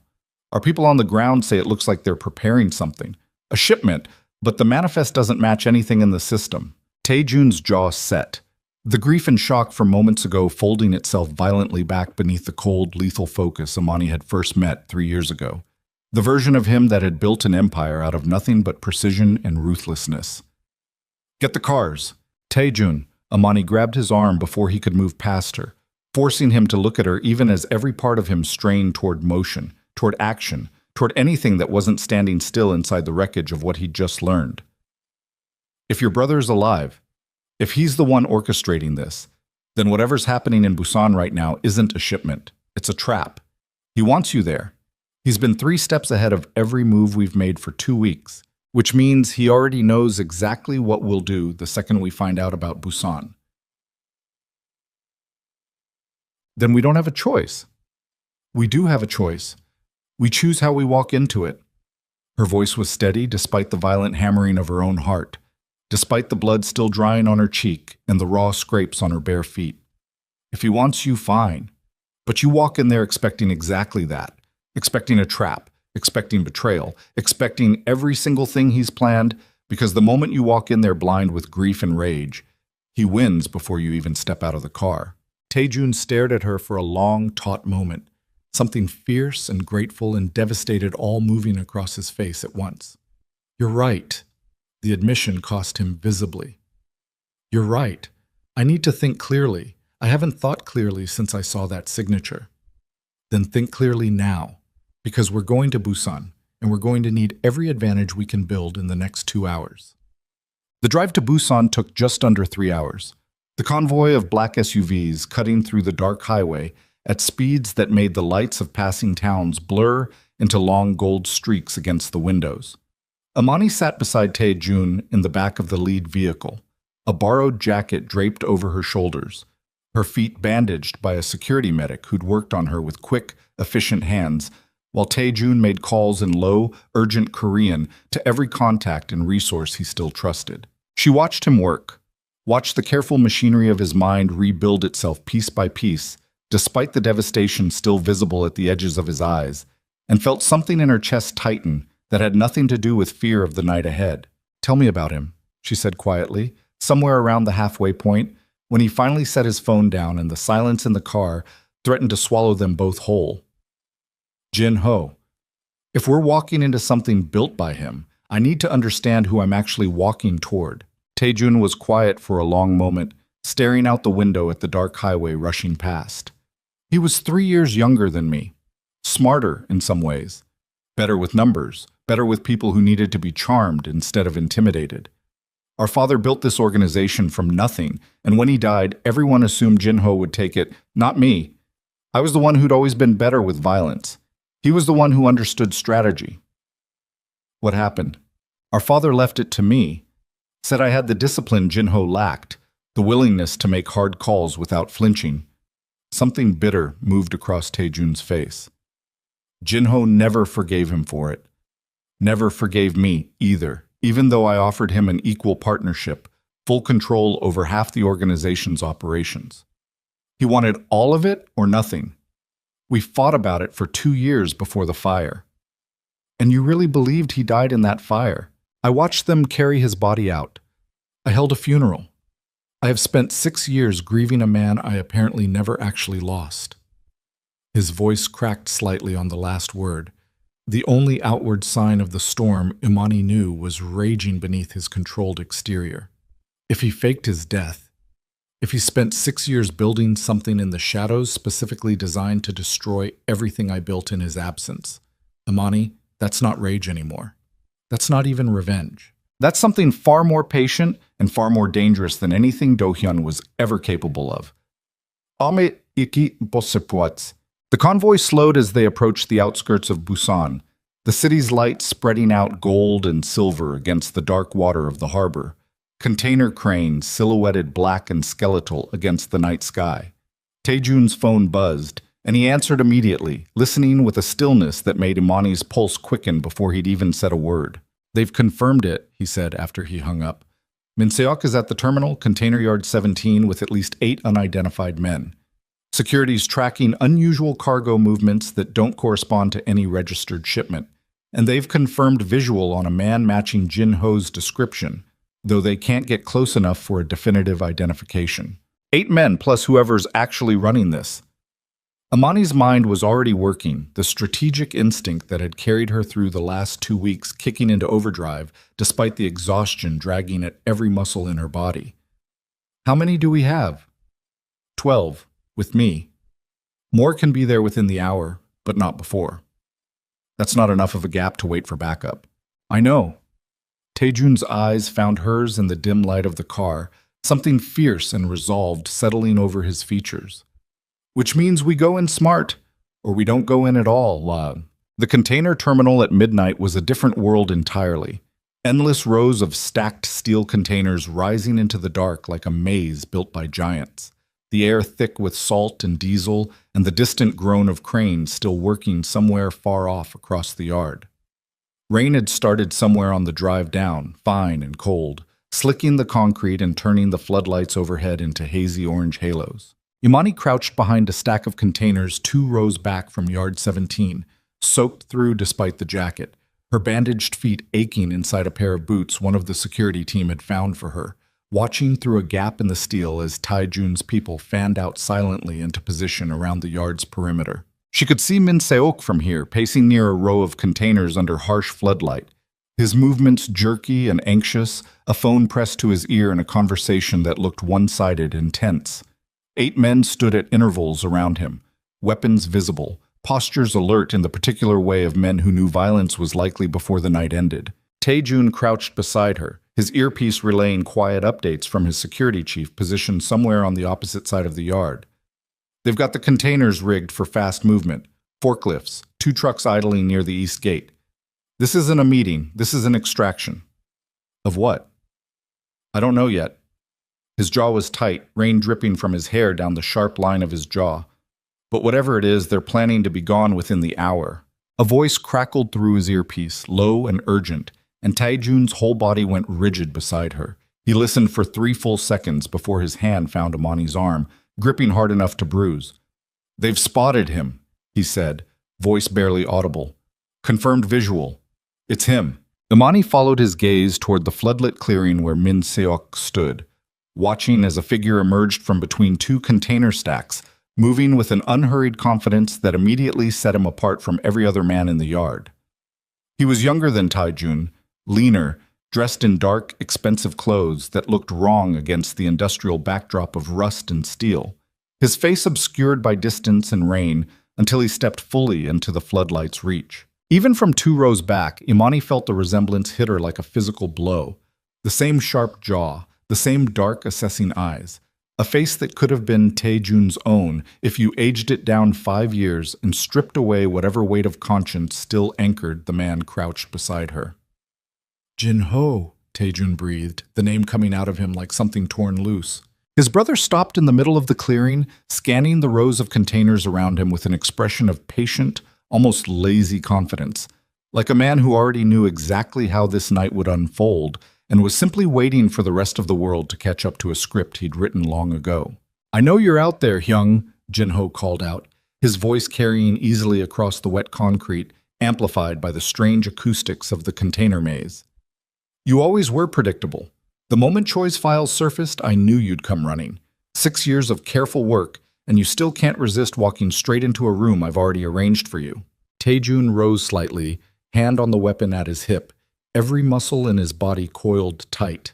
Imani grabbed his sleeve, pulling him back down before he could fully expose their position. Don't, she whispered fiercely. He wants you to come out. He wants you reacting, not thinking. That's my brother standing in the open, taunting me with 6 years of lies. And he's done it deliberately, in the open, under floodlight, with 8 armed men positioned exactly where they can cover every angle of approach. Her grip on his arm tightened. Think, Taejun. You taught me that. Think before you move. He forced himself still, breathing hard, rain running in rivulets down his face, and Imani watched him claw back control over himself through sheer brutal willpower, the fury in his eyes banking down into something colder and more calculating, though the cost of that control was visible in every line of his body.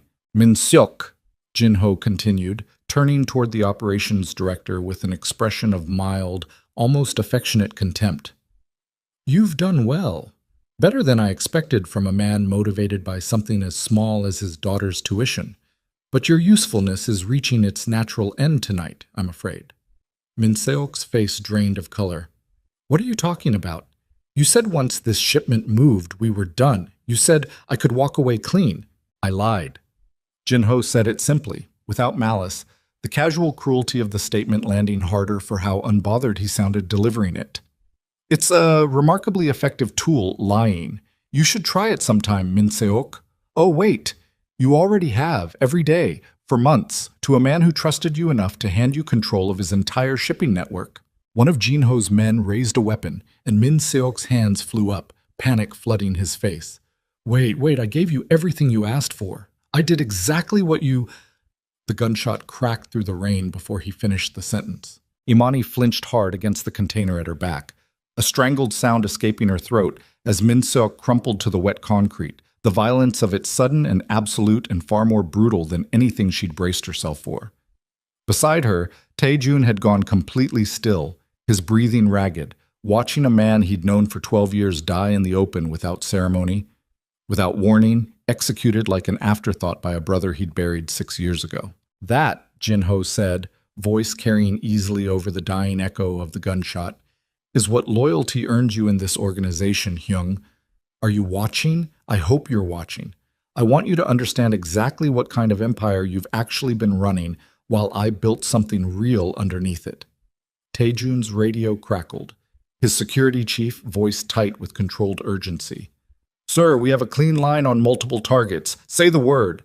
Wait, Tae-jun said, low, though Imani could feel the war happening inside him, the desperate animal need to act crashing against 15 years of strategic discipline. I know Imani Brooks is with you, Jin-ho called out suddenly, and the sound of her own name in his mouth sent ice straight down Imani's spine. The famous secretary. The weakness you bought an entire building to protect. Choi told me quite a bit about her before he fled south, you know. Smart woman, resourceful. The kind of person who finds financial discrepancies 12 years of careful accounting were supposed to keep buried. His eyes swept the rows of containers, slow and deliberate, like he could feel exactly where they were hiding even without seeing them. I almost admire her, truly. It's rare to find someone capable of nearly unraveling 2 years of careful work in a matter of days. Almost a shame what happens next.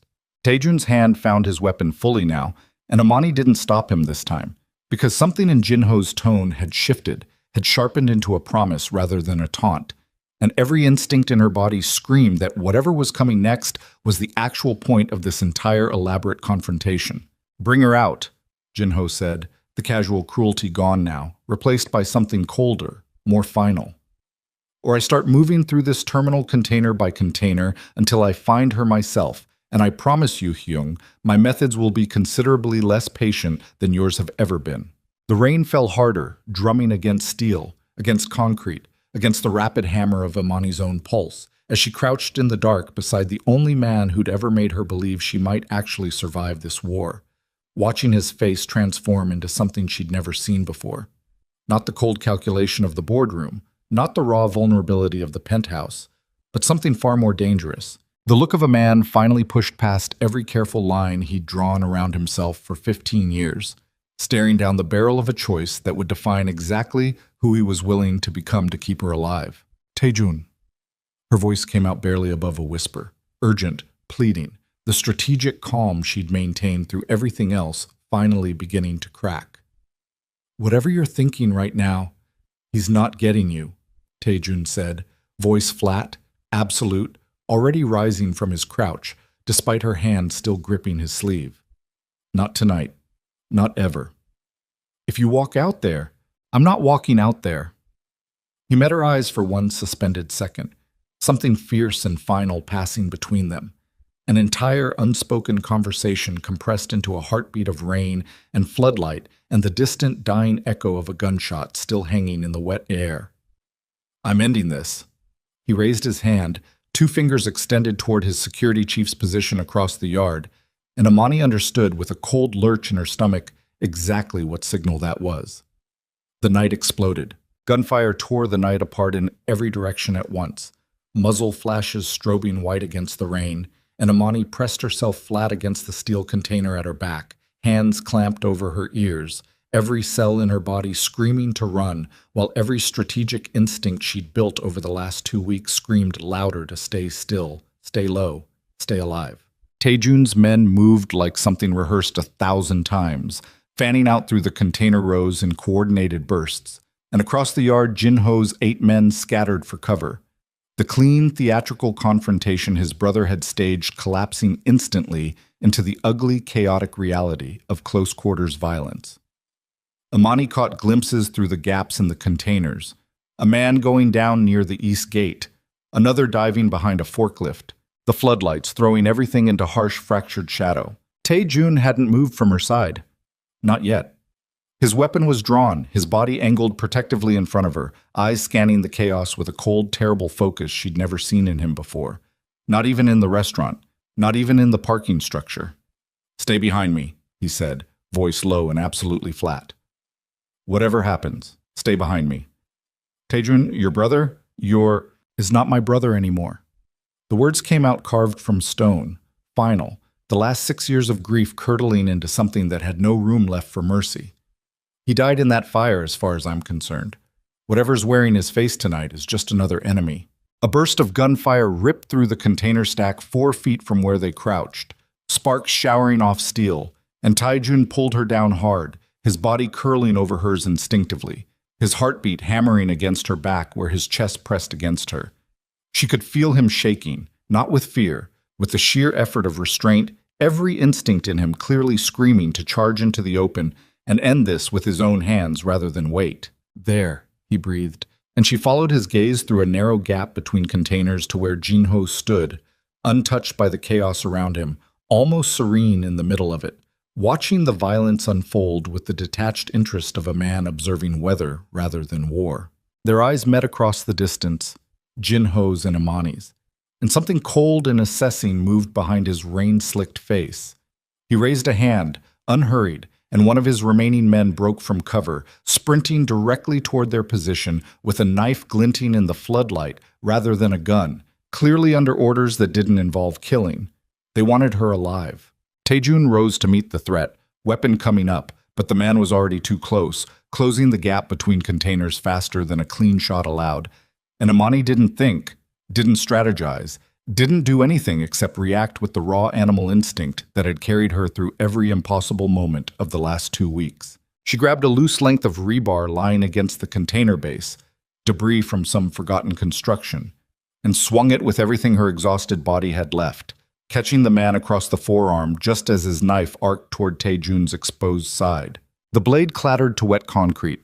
Taejun's elbow snapped up and back, catching the man under the jaw with brutal economy, and he went down hard, unmoving. "Go," Taejun said, already pulling her up, his eyes wild with something between fury and disbelief at what she'd just done. "We move now, while they're disorganized." But Jinho's voice cut through the chaos again, closer now, deliberately unhurried. "Young, I have to say, I'm impressed. 15 years building an empire on discipline, and the thing that finally cracks you open is a secretary with a piece of rebar." He stepped into view at the end of the row, alone, weapon loose at his side, rain plastering dark hair against his forehead. "Let's finish this the way it should have been finished 6 years ago. Just us. No men, no chaos. Send your people back, and I'll send mine. Whatever's left between us, we settle it ourselves. Bichos Saum Todi Moatin." "You executed Min Sok in cold blood 30 seconds after using him," Taejun said, stepping forward despite Amani's hand grabbing for his arm. "You think I'm going to trust a single word out of your mouth?" "I don't need you to trust me. I need you to be exactly as predictable as you've always been." Jinho's mouth curved into something almost fond, almost sad. "You were always the one who believed in rules, Hyung, fair fights, honor among men who'd both already abandoned anything resembling honor the day we buried our father. I'm offering you the only thing you've ever actually wanted from me, a clean ending." Taejun's radio crackled. His security chief, reporting the yard nearly secured, Jinho's remaining men down or fled, the east gate locked down exactly as planned. The tactical advantage had shifted entirely in their favor, and yet Taejun stood frozen at the end of that container row, staring at the brother he'd buried 6 years ago, something raw and unfinished holding him in place that had nothing to do with strategy at all. "Don't," Amani said quietly, close behind him. "He's not offering you closure. He's offering you one more chance to make this personal enough that you stop thinking clearly. I know that." Taejun didn't turn around. "I know exactly what he's doing, and I'm going to do it anyway, because some things don't get resolved through strategy, Amani. Some things only end when you look the person in the eye and finish it yourself." He walked forward before she could stop him, weapon lowering to his side in a gesture of reciprocal exposure, meeting his brother in the open floodlit clearing where Min Sok's body still lay in the rain. Amani's heart slammed against her ribs as she watched the two men close the distance, mirror images of each other separated by 6 years of lies, and a war that had cost more than either of them had probably ever intended. She didn't stay behind the containers. She couldn't. She crept forward along the row, staying low, finding a gap where she could see, and if it came to it, act. "You faked your death," Taejun said, stopping 10 feet from his brother, rain running down both their faces in identical rivulets. 6 years, Jin-ho. 6 years I grieved you. I gave a eulogy. I visit a grave that has someone else's body in it. A laborer, migrant worker, no family looking for him, similar enough build that dental records did the rest after the fire damage. Jin-ho said it without flinching, the casual horror of it landing like a physical blow. I needed you to stop looking for me. Grief is remarkably effective at ending a search, Hyung. You never once questioned the morgue report, because why would you? Why would the great Kang Tae-jun ever imagine his own brother capable of something so calculated? Because I knew exactly what you were capable of. I just never imagined you'd turn it on me. You took everything that was supposed to be mine. For the first time, something genuine cracked through Jin-ho's composed cruelty, old wounds surfacing raw and ugly. Father's empire, father's trust. And then you built it bigger, better, while I sat in the shadow of a decision he made because he was too afraid to admit his favorite son was also his weaker one. He chose me because I was willing to make the calls you couldn't stomach. He chose you because I refused to become a monster for him, and you didn't. Jin-ho's hand tightened around his weapon. So I decided if monstrosity was the price of that empire, I'd become a better monster than either of you ever imagined. Quietly, patiently. I built my own network inside the bones of yours for 2 years, Hyung, and you never noticed because you were too busy falling in love with your secretary. The words landed in the open air between them, and Amani watched Taejun's entire body go rigid, not with denial, but with the unmistakable stillness of a truth finally spoken aloud that he'd never once said himself. "This isn't about her," Taejun said, voice low. "It was never about her until you made it about her. I would have taken the company eventually, slowly, the way I'd always planned. But you handed me the perfect weapon the moment you let the entire underworld see exactly what could break you." Jin-ho's eyes flicked toward the container row where Amani crouched, and she felt the weight of his attention like a physical pressure. "Come out, Ms. Brooks. I think you've earned the right to hear how this ends."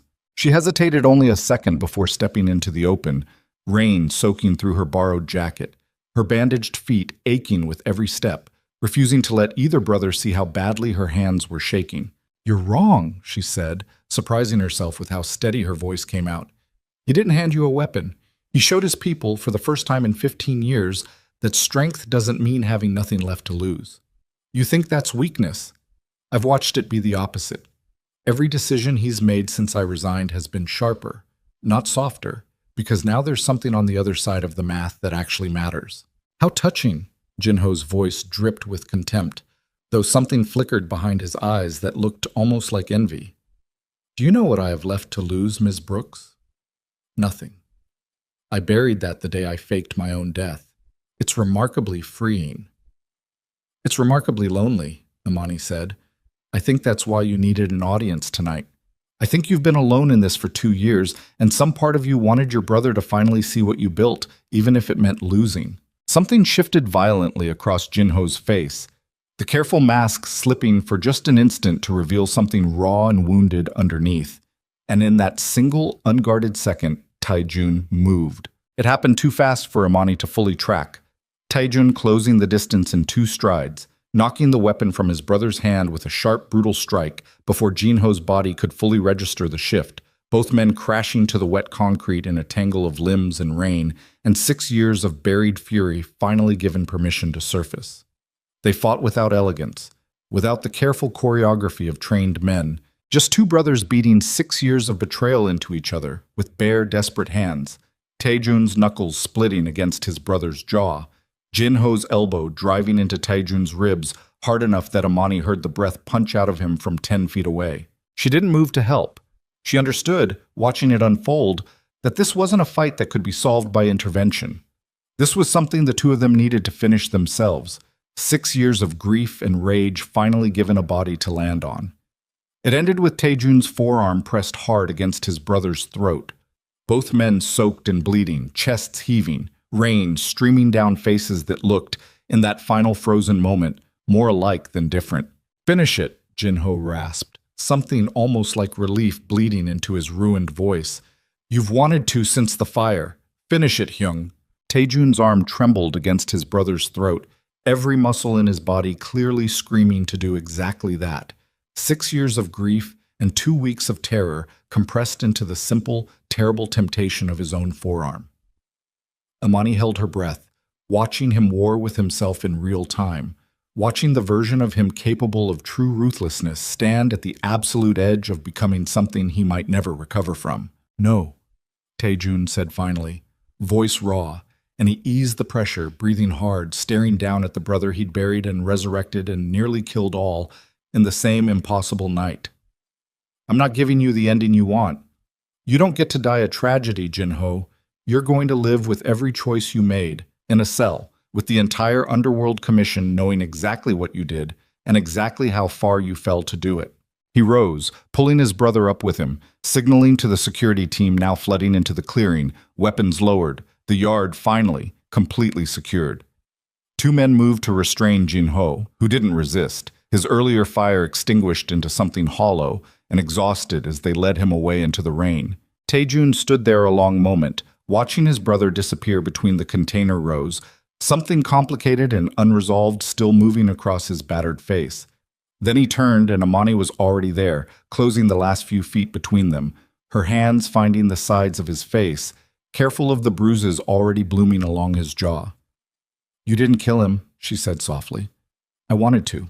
I know, that's exactly why you didn't." She held his gaze, rain mixing with the blood on both their faces, the chaos of the night finally beginning to settle into something quieter, something survivable. "That's the difference between you and him, Taejun. He needed to destroy what hurt him. You're capable of surviving it instead." He let out a breath that sounded like it had been held for 6 years.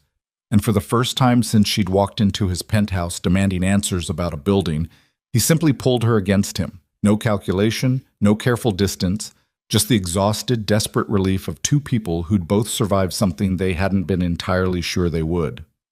Months later, Nick's Global Logistics looked nothing like the company Amani had nearly resigned from. The Underworld Commission's investigation into Jinho's network had stripped away layers of corruption Taejun hadn't even known existed, severing ties to compromised ports, blacklisting corrupt customs officials, dismantling the shadow operation his brother had spent 2 patient years constructing.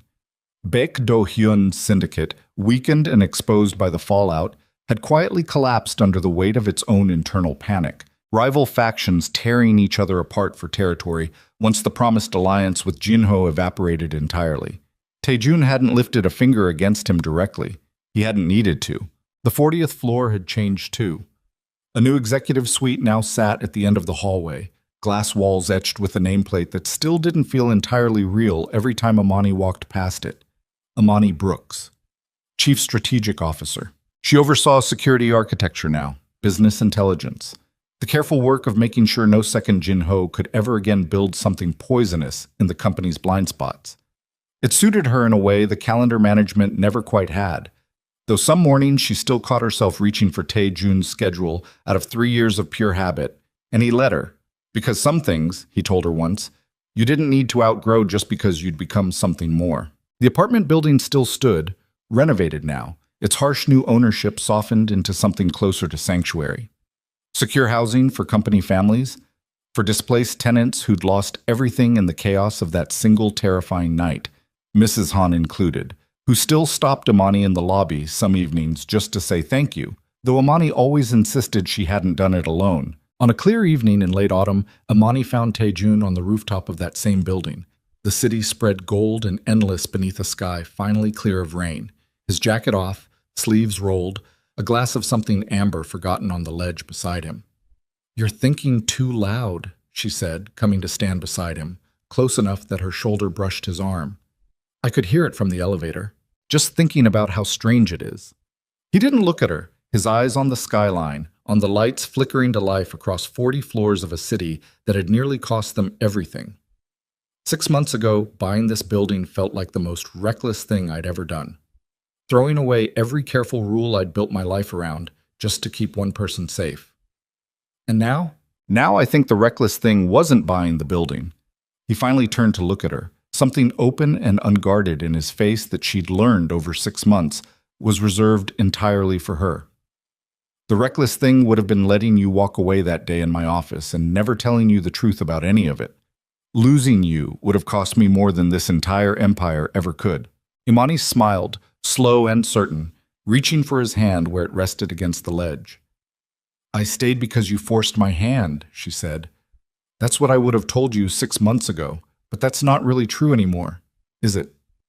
No, he agreed quietly. Why did you stay, really? She considered the question seriously, the way she'd learned to consider everything in this strange, dangerous, transformed life of hers, carefully, honestly, without the easy deflection she might have offered a year ago. Because I spent 31 years being told smart, capable women get to be useful and invisible at the same time. I organized your calendar for 3 years, and I was good at it, and nobody ever once asked if I wanted more than that. Then everything fell apart, and in the middle of all of it, I found out I was the kind of person who could trace a money trail through 3 shell accounts, who could build a trap smart enough to expose a traitor, who could swing a piece of rebar at a man twice my size without thinking twice.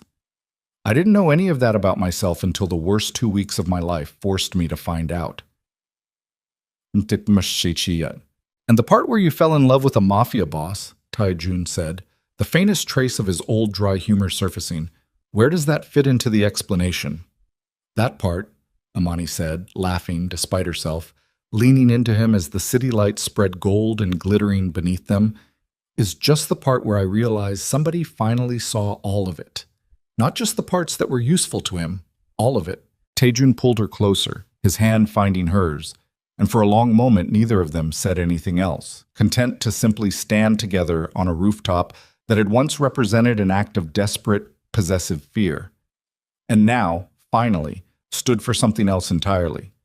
The quiet, hard-won proof that 2 people could walk through fire together and come out the other side not as a boss and the woman who'd once managed his calendar, but as equals, bound by everything they'd survived, everything they'd chosen, and everything still ahead of them as dawn began its slow climb over the glittering skyline of a city that had nearly taken everything from them and instead, against every reasonable expectation, had given them each other.